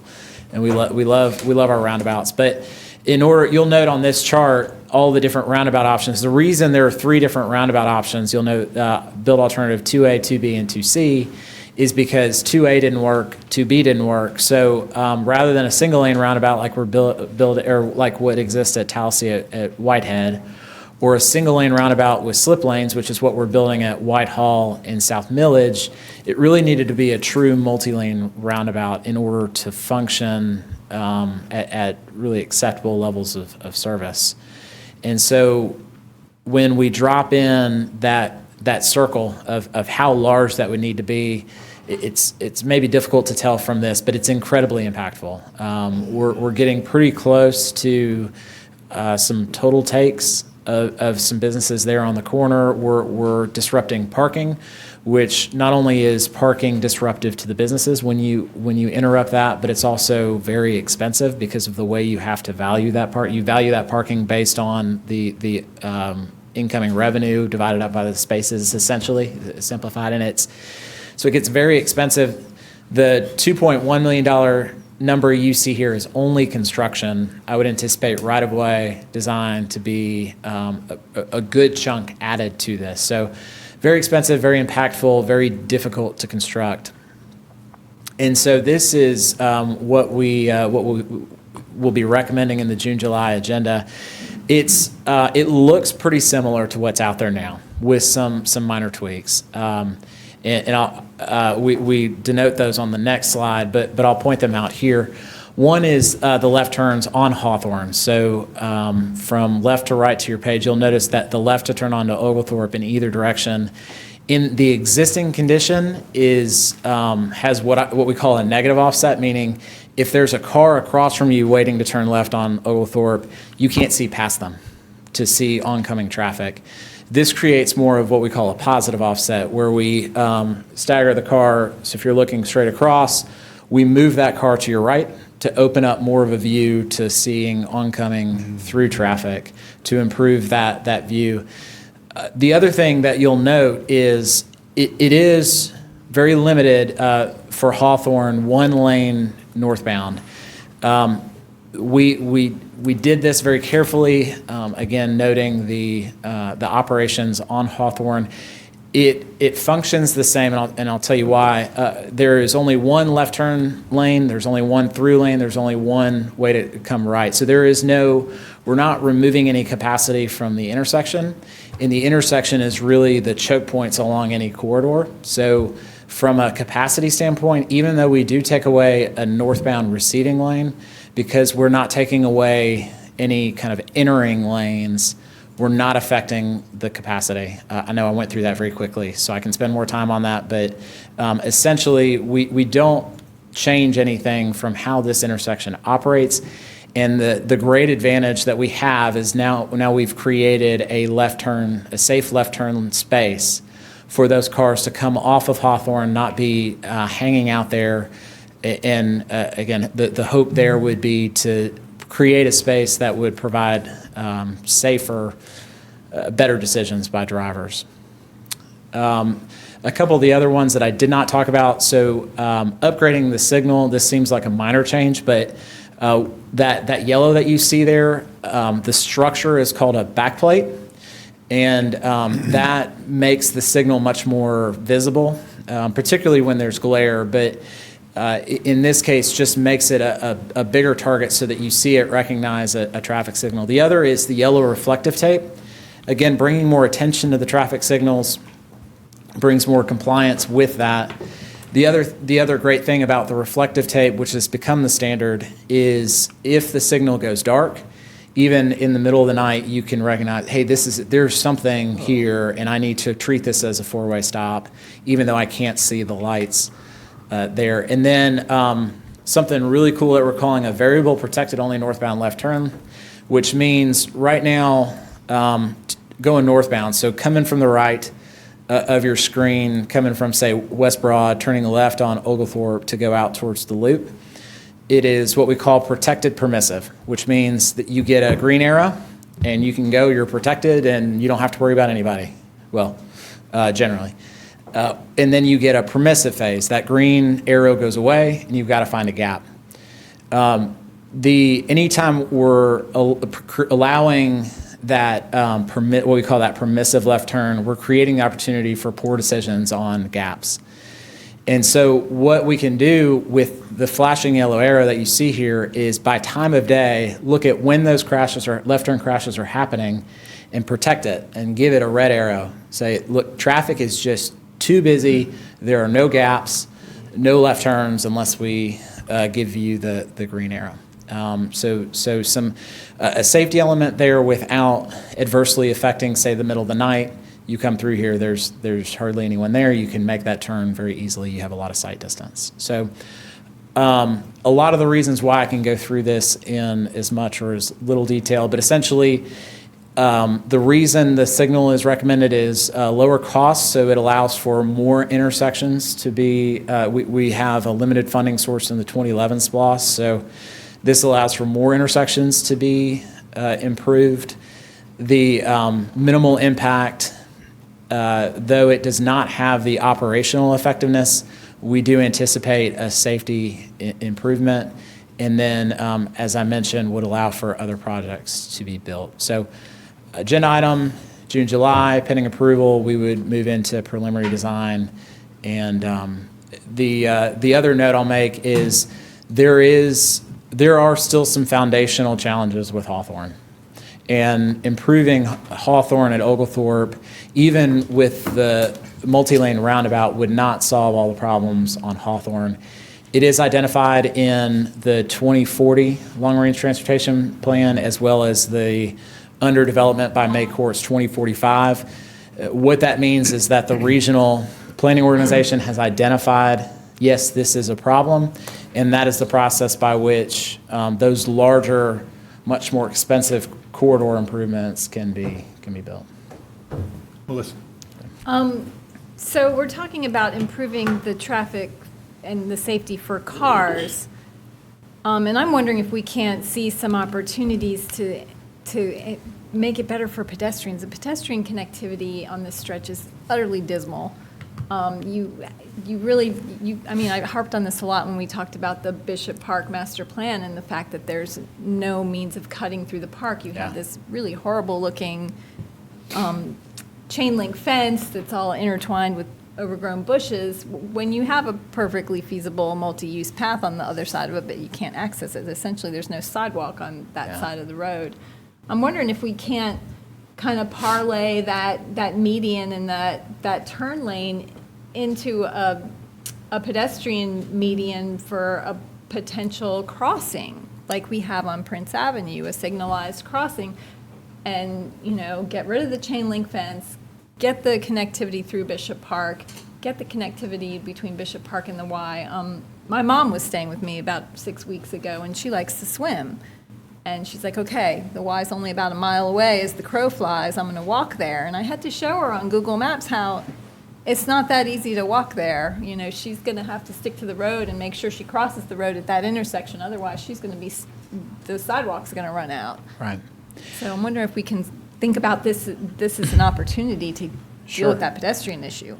So it's a great question. It's something that we did look at. There was, in the sidewalk gap program of a couple of years ago, this gap was identified, and the proposal was essentially to take the sidewalk that we see on the top part of the page that goes from the intersection up towards Bishop Park and then connect into the walking trail within the park, and then come off of it on the other end to provide that entry and connectivity.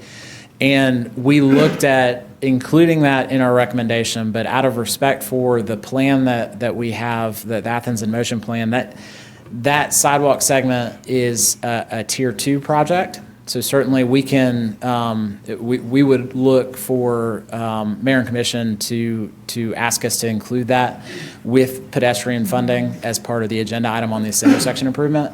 And then I think certainly there's efficiencies to combining the design construction effort.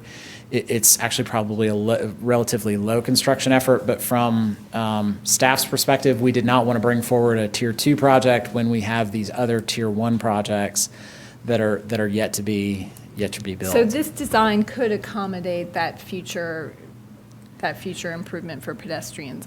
So I'll say they're independent but co-located. Mm-hmm. So we could connect the walking trail in Bishop Park to the sidewalk, remove the fence, do what you're suggesting, but and while it makes sense from a design effort, construction effort, it's all in the same region or micro region, but it does not. They do not have to be tied. They're severable from one another, if that makes sense. And then as far as the pedestrian crossing, we would want to be very mindful of exactly. Do we have a critical mass of pedestrians that are wanting to cross to get to the Y? What's the best way to facilitate that? Because it is a very busy corridor. If we can direct those pedestrians to the traffic signal and make it very easy and have it make sense to the pedestrian to go that way, that would be preferable, just because you expect something there. Mid-blocks here, I think should be maybe perhaps just from a traffic engineering safety standpoint, should be kind of towards all other options should be considered. Well, I feel like it's also an opportunity to help slow the traffic, having a pedestrian island in the middle, even if it's not a frequently crossed area. I feel like it certainly slows the traffic. On Prince, I think it's made a big difference, even though, you have a couple islands in areas that aren't frequently crossed, but I know when I'm driving down Prince, I definitely slow down when I see that island. Yeah. Would y'all like to see a scale of cost for that connection between the termination of the sidewalk and the beginning of the walking trail? Yeah. Yes. And then, Tim and Avita, and then Jerry. And just so I can make sure I have it right, Drew, you're saying what we would do would be have the sidewalk go up into the weird chain link fence entrance to Bishop Park, and it is weird. And then we'd have a trail within the park running. Is that what you're saying? There's currently a trail Right, within the but park. It would connect straight to that. It would connect to it. Okay. Is that? Okay. And then if we were to move that, this is not your department at all, but I feel like that fence is sometimes locked though on the park. I know there's a chain on it at least. Stephen, you'd spoken with Leisure Services, haven't you, about that? We're comfortable committing them to just about anything.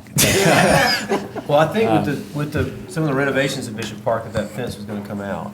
Right. I just want to make sure that we're going to go that route, that we're not then closing a fence at night and chopping off the pedestrian route through the park. It's a bit of a redundant fence too, because you already have additional fencing for each of the ball fields And, behind it. and the other side of the park, the entrance, there is no fence. You can just walk in any time. So yeah, I agree. So what I'm hearing, and correct me if this is wrong, is we'll discuss with Leisure Services just the feasibility of what we're talking about here, just verify that we're telling you correctly, as well as some cost sensitivities with that. And then, again, just since it is a Tier 2, what I would suggest is then we help provide some potential language for a commission to find option to bring that into the project. Yeah, that would be great. And I had one other question about, is there any potential to have more cycling infrastructure since we're going into this, especially on Oglethorpe? And Hancock, honestly. I mean, Hancock, I think, is for the most part avoided now by cyclists.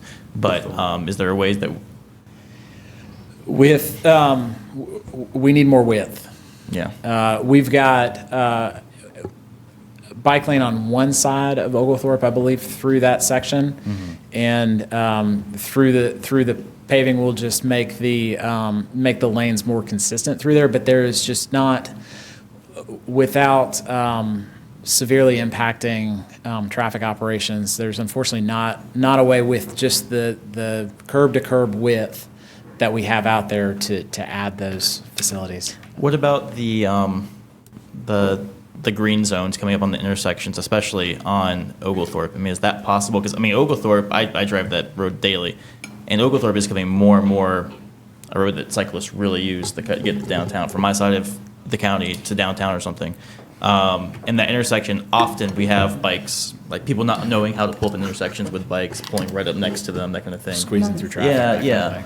I mean, is it possible that we could add those buffers there for them on the intersections? It is possible. It would not connect to, you'll know, like what we talked about on Hancock and College, it connected to a larger facility. So it's certainly possible. It would just be hey, here's something for bikes, and then it's kind of an island. I got you. I mean, yeah. I mean, if you've already explored it, then I get that and appreciate it. But I'd like to see that. And I do, and I hear Commissioner Link on the island. I do worry if we were to put one of those crossings there, though, at the bottom of that hill.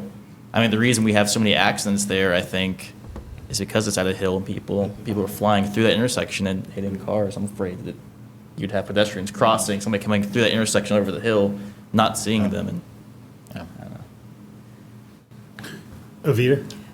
My question is, of course, about my district. I just would like to know what tier, or is North Avenue anywhere on any tier for renovations or repairs? We've talked about how dangerous it is. That walkway from the day center to go across the street to the liquor store, to me, is not, that is not a good example of how we want to go. So where is North Avenue, especially around the bridge and the day center as far as these tiers are concerned? We're actually working on a grant application to accomplish some of that vision, and that's some information I was going to forward y'all here shortly. In the Athens in Motion plan, connection from Willow Street all the way to Old Hull Road is a Tier 1 project, a bike pedestrian off-road facility. So Drew, just to bring it up, I don't know if you've noticed Oglethorpe Avenue in the last couple of years. 2 times a day, the traffic backs up from the bypass to Forest Heights Drive, and sometimes further. And now there's going to be 975 new bedrooms off of Tallahassee, just across the loop. And people are very concerned about what kind of impact that's going to have. It's got to be significant, so we got to get it on our radar. It is. It's a great question. So, and that's part of why we recommend the traffic signal. So, so this is number 1.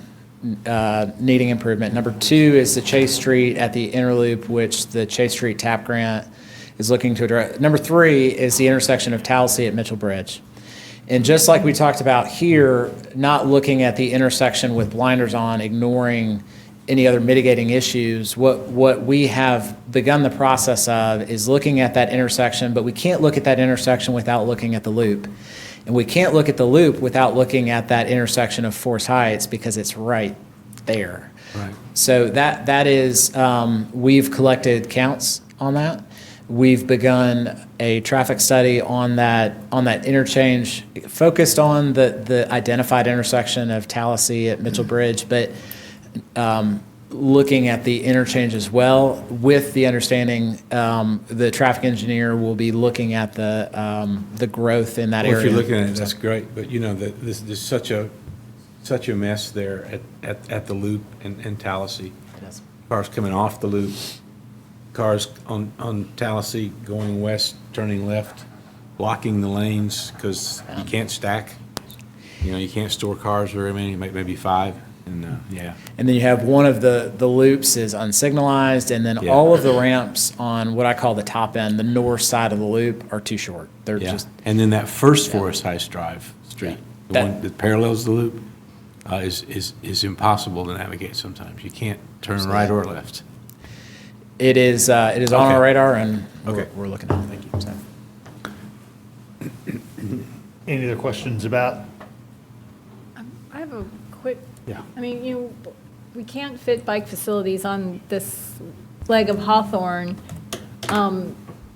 but we do have a really nice mixed-use path running parallel to it, and then we have this, dinky sidewalk. I wonder if we could think about expanding the width of that sidewalk and, thinking about a future plan to have that entire length, that entire segment be mixed-use path, because I feel like this is a really important connective part when you do have, some pretty dense neighborhoods over here, and you do have a grocery store and potential for future development on that little part of Prince. Sure. Going through the park that we're talking about. Drew, just Yeah. to also And let you know, I'm getting more and more calls every month about the need for a sidewalk on Mitchell Bridge Road from Athens West Park to Tallahassee. Okay. You know what I'm saying? Well- Those neighborhoods, there's several very large neighborhoods that are on Mitchell Bridge Road there who would like to be able to walk or bike to the store. And then also it's impossible for pedestrians to navigate the bridges and no sidewalk and a bus stop that the only way you can't get to it from anywhere except from Atlanta Highway. Right. You know what I'm saying. So I think, and we may look at that being a project for the Atlanta Highway Corridor project. Absolutely. Absolutely. Okay. We'll take a look and see where that falls. Y'all, this, I think will probably be the last of I was many afraid work of that. sessions with Drew Raessler. It is. Sadly, and as you can tell, Drew knows his intersections and his turning signal operations. And he similarly knows bike and pedestrian activity, so given the breadth of what you brought to us, we're going to miss you a lot, Drew. Thank you. Thank you. Thanks, Drew. You sure? I am, but I do want to say I've loved this job. I love this community. Thank you for the opportunity to be able to serve it. I do want to let you know while there will inevitably be some change. You have a lot of great folks in transportation and public works. Some of them are here, many of them are not. The wonderful thing about public works is it affects everyone every day, and that can create some challenges, but there's enormous opportunity, and I'll just to let you know that the 80 or so folks that work at Public Works take that seriously, and they do a lot of great work for y'all. So thank you for the opportunity. Thanks for your work.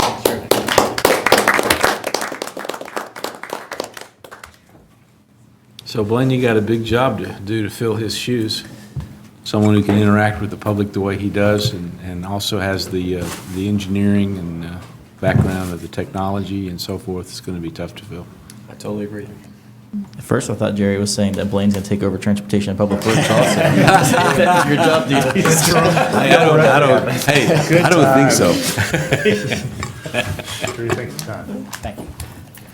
All right, last work session presentation is a familiar topic from, I think, our very first meeting of the year, the downtown historic opportunities.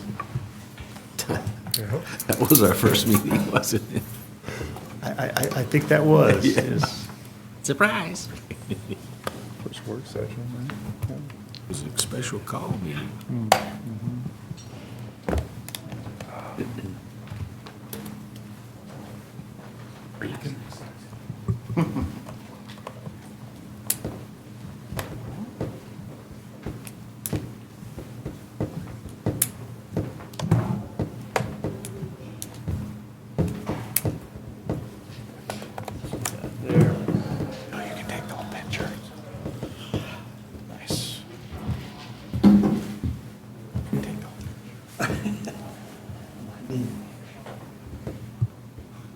Mayor, would you like me to Yeah, wait a by all minute? means. Or go ahead and hit it? Go right ahead. Okay, all right.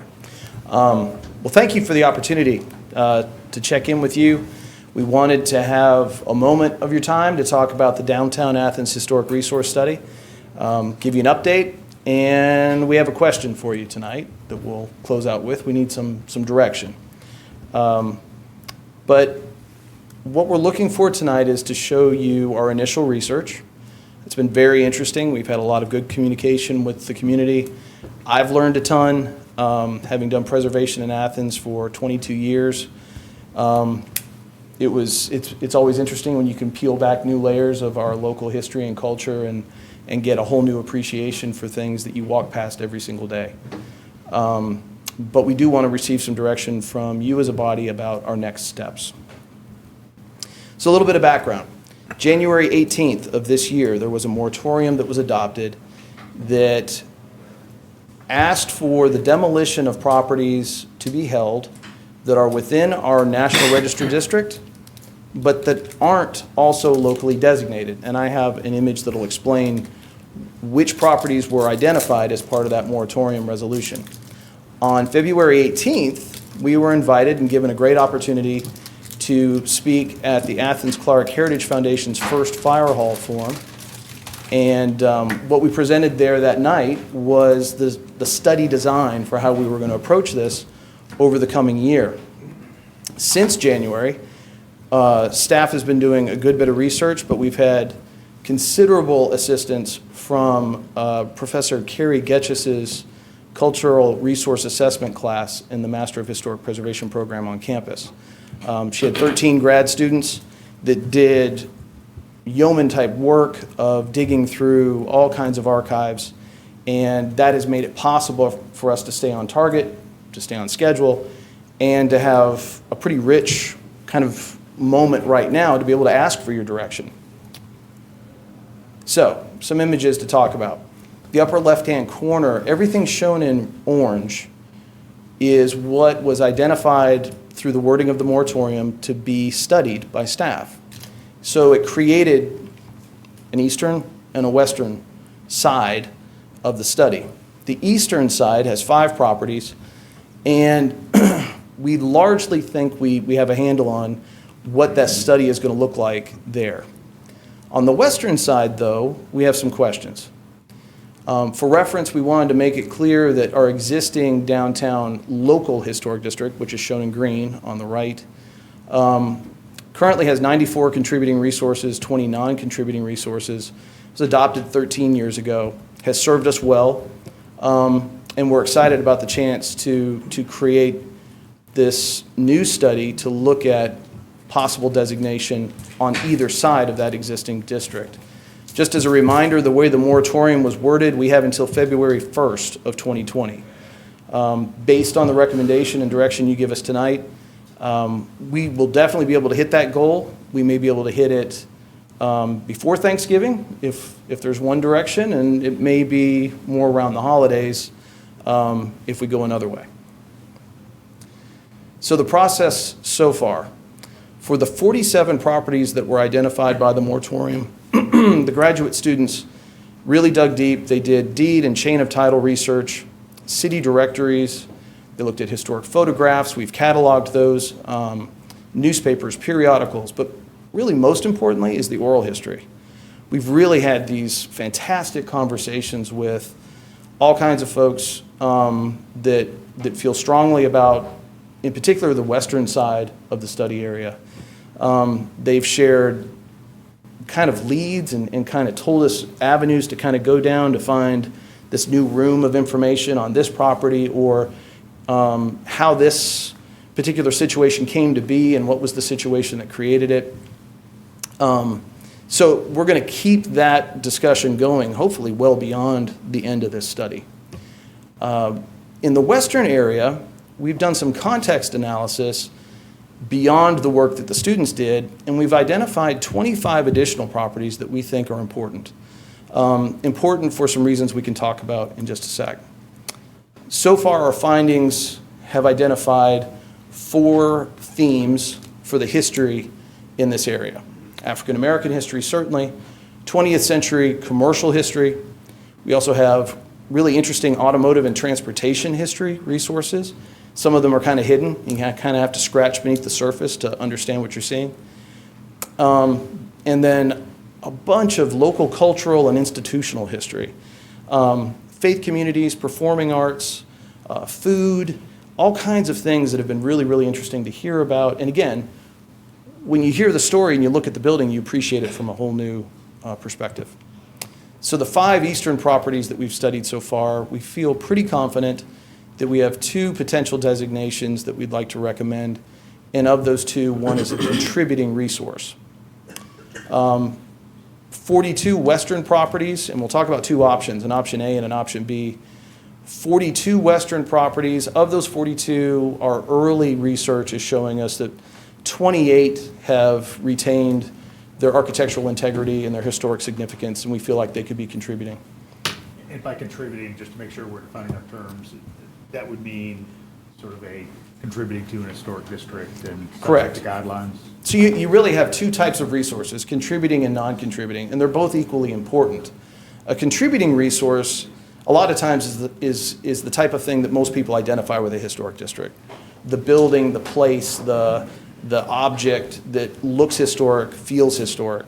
Non-contributing resources are sometimes the gaps in between, or the things that have come after. Both are important in a designation because regulating those non-contributing resources helps protect the context for the contributing. And we'll look at a map in a second that kind of identifies some of those opportunities. Option B, which is an option that is different than the moratorium boundaries, are those 25 additional properties. And we think all 25 are worthy of potential designation. 12, about half, are strong in what they have currently with historical integrity and importance. So about 12 would shake out of the study if that is the option that we work with. So here are those options. On the left, let me give you kind of a tour of what you're looking at. The boundary line in black that appears on both images, it's easier to see in option A, that is the boundary of the current National Register district. What we were asked to do was to study those properties within that black line that aren't locally designated as historic properties.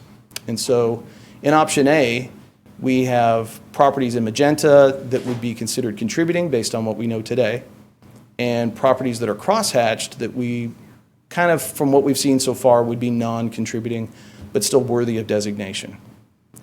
In option B, you see that boundary again, if you can kind of make it out against the navy blue. Outside of that line are those 25 properties that staff has identified as being important for preserving context and also doing a proper job of looking at a potential designation for that end of town. The National Register boundary is a good starting point. But at the time that National Register boundary was put in place, I think there were some discussions that weren't as inclusive as they could have been. Also, the period of significance was not quite where we are today. So there's a bunch of other properties that I think we've come to appreciate that are worthy of study. And so that's a point I want to make here real quickly, and I'll probably say it again in a minute. What we're asking for is the ability to study, not the ability to come out and designate. We want to do the research. And there's a couple good reasons why option B is perhaps a strong choice. If we're given the opportunity to study beyond the current National Register boundary, and let's say the decision is made not to designate some of those properties, at least we'll have had the opportunity to document those resources. And we would have at least that to carry forward if things change in the future or are redeveloped. But I think the point we're trying to make is the grid of downtown is really the district. The grid creates the context for the history that has taken place in that setting. So both sides of those streets are important. So there were a lot of good reasons why we came up with the notion of kind of digging in. It also stretches the period of significance that we're talking about out of the mid-60s to 1970, 1971. So you'll see some of the properties around the edge. You may recognize where you are. There may be some buildings in there that you sort of scratch your head and wonder, are we really talking about that building? And we are. There's a lot of architectural history there. There's a lot of strong intention in those 25 properties that relate directly to the history of downtown. Yes. Could you point out what the local historic landmarks are that are on? Yes, so the local landmarks have the triangle marking on them. So those already are protected and listed and have been designated. Okay. So that's like It's first the AME. church. Yeah. Yeah, And the AME Church. The Y building. The building next to the Y building, but not which the was Y an administrative, it was kind of a more residential structure. I wasn't sure about it. The fraternity, Okay. Yeah. And the bus station, is that the bus station? that is the Presbyterian Manse. And then the Morton Theater would be the other one. But on Broad Street, what is that one? There's a property line in there, you just can't make it out. But the bus station is down towards Broad, but there's a property line, and then Okay. it's the Presbyterian Manse right Okay. there. So these are the two options that we wanted to present this evening. And what we're asking for is the opportunity to answer any questions you might have, and then your direction on which path you would have us follow for pursuing the study. And I can tell you, timeline-wise, option B probably adds another 30 to 45 days of staff time and research time. So it's not going to impact the end of the moratorium. We will be well within that with producing the report. Yeah, I thank you. Thank you for taking those extra steps. I mean, downtown has expanded. I mean, the ADDA district has expanded, so it certainly makes sense to look beyond that original National Register district, and there are definitely some very historic structures when you go across the street and down the street, and and certainly when you're talking about the African-American history of this part of downtown, you can't not consider the AME Church. That's probably one of the most historic and uniquely designed buildings in all of downtown. So yeah, I would certainly be in favor of moving forward with option B, and I'm really grateful that y'all turned to those Masters of Historic Preservation students. That's a great resource, and I'm glad that you were able to get them to We are too. do this. Yeah. I feel like we don't turn to them enough. I feel like we don't take advantage of, some of the academic resources we have here in this town enough, and so I'm glad we are. We might have folks planning with a close connection. Yeah, a little bit. Russell? This looks like great work. Thank you. I would go with option B and look forward to learning more history uncovered by our planning department. Yeah, and those stories. Are we going to have an opportunity to hear those stories that you're uncovering? I mean, it would be a great public presentation as we move forward with this. So we are developing with Joseph D'Angelo, we're developing a story map, so a dynamic map. We've only talked a little bit about adding audio to that map. A lot of what we're trying to do is bring forward historic photographs and have them make sense in a current context.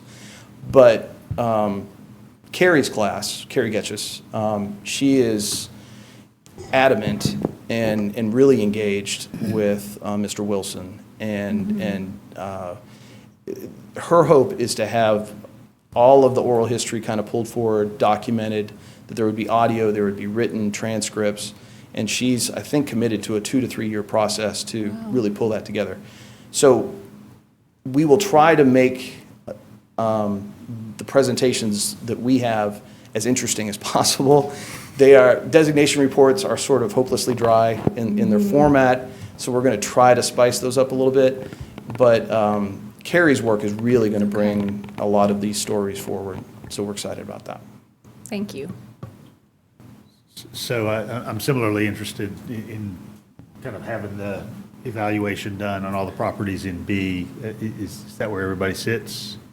Mm-hmm. No. Thank you, Patrick. I like option A.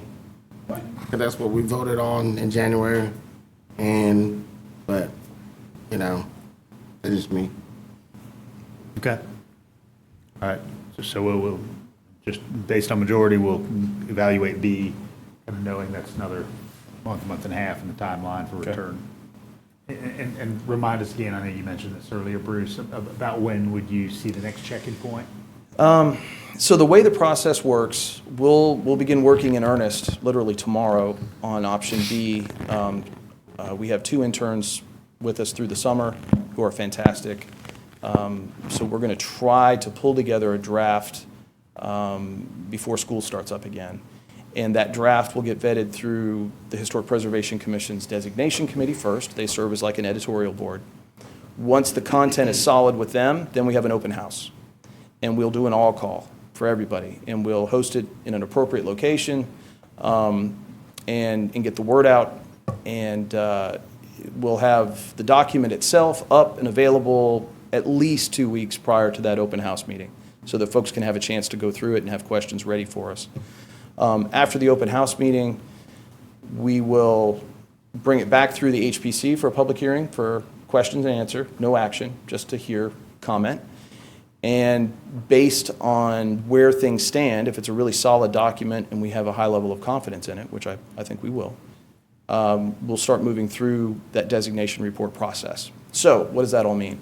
It's probably about a 6-month process once we have the draft done. So if we go option B, the addition of those 25 properties probably put us on the November-December cycle for it to get to you for action. But there will be plenty of opportunities for you as a group to sit in and listen and ask questions ahead of that. Great, thanks for the preview of the road ahead. Sure. Yeah, thank you. Thank you. Thank you. Thanks, Bruce, appreciate it.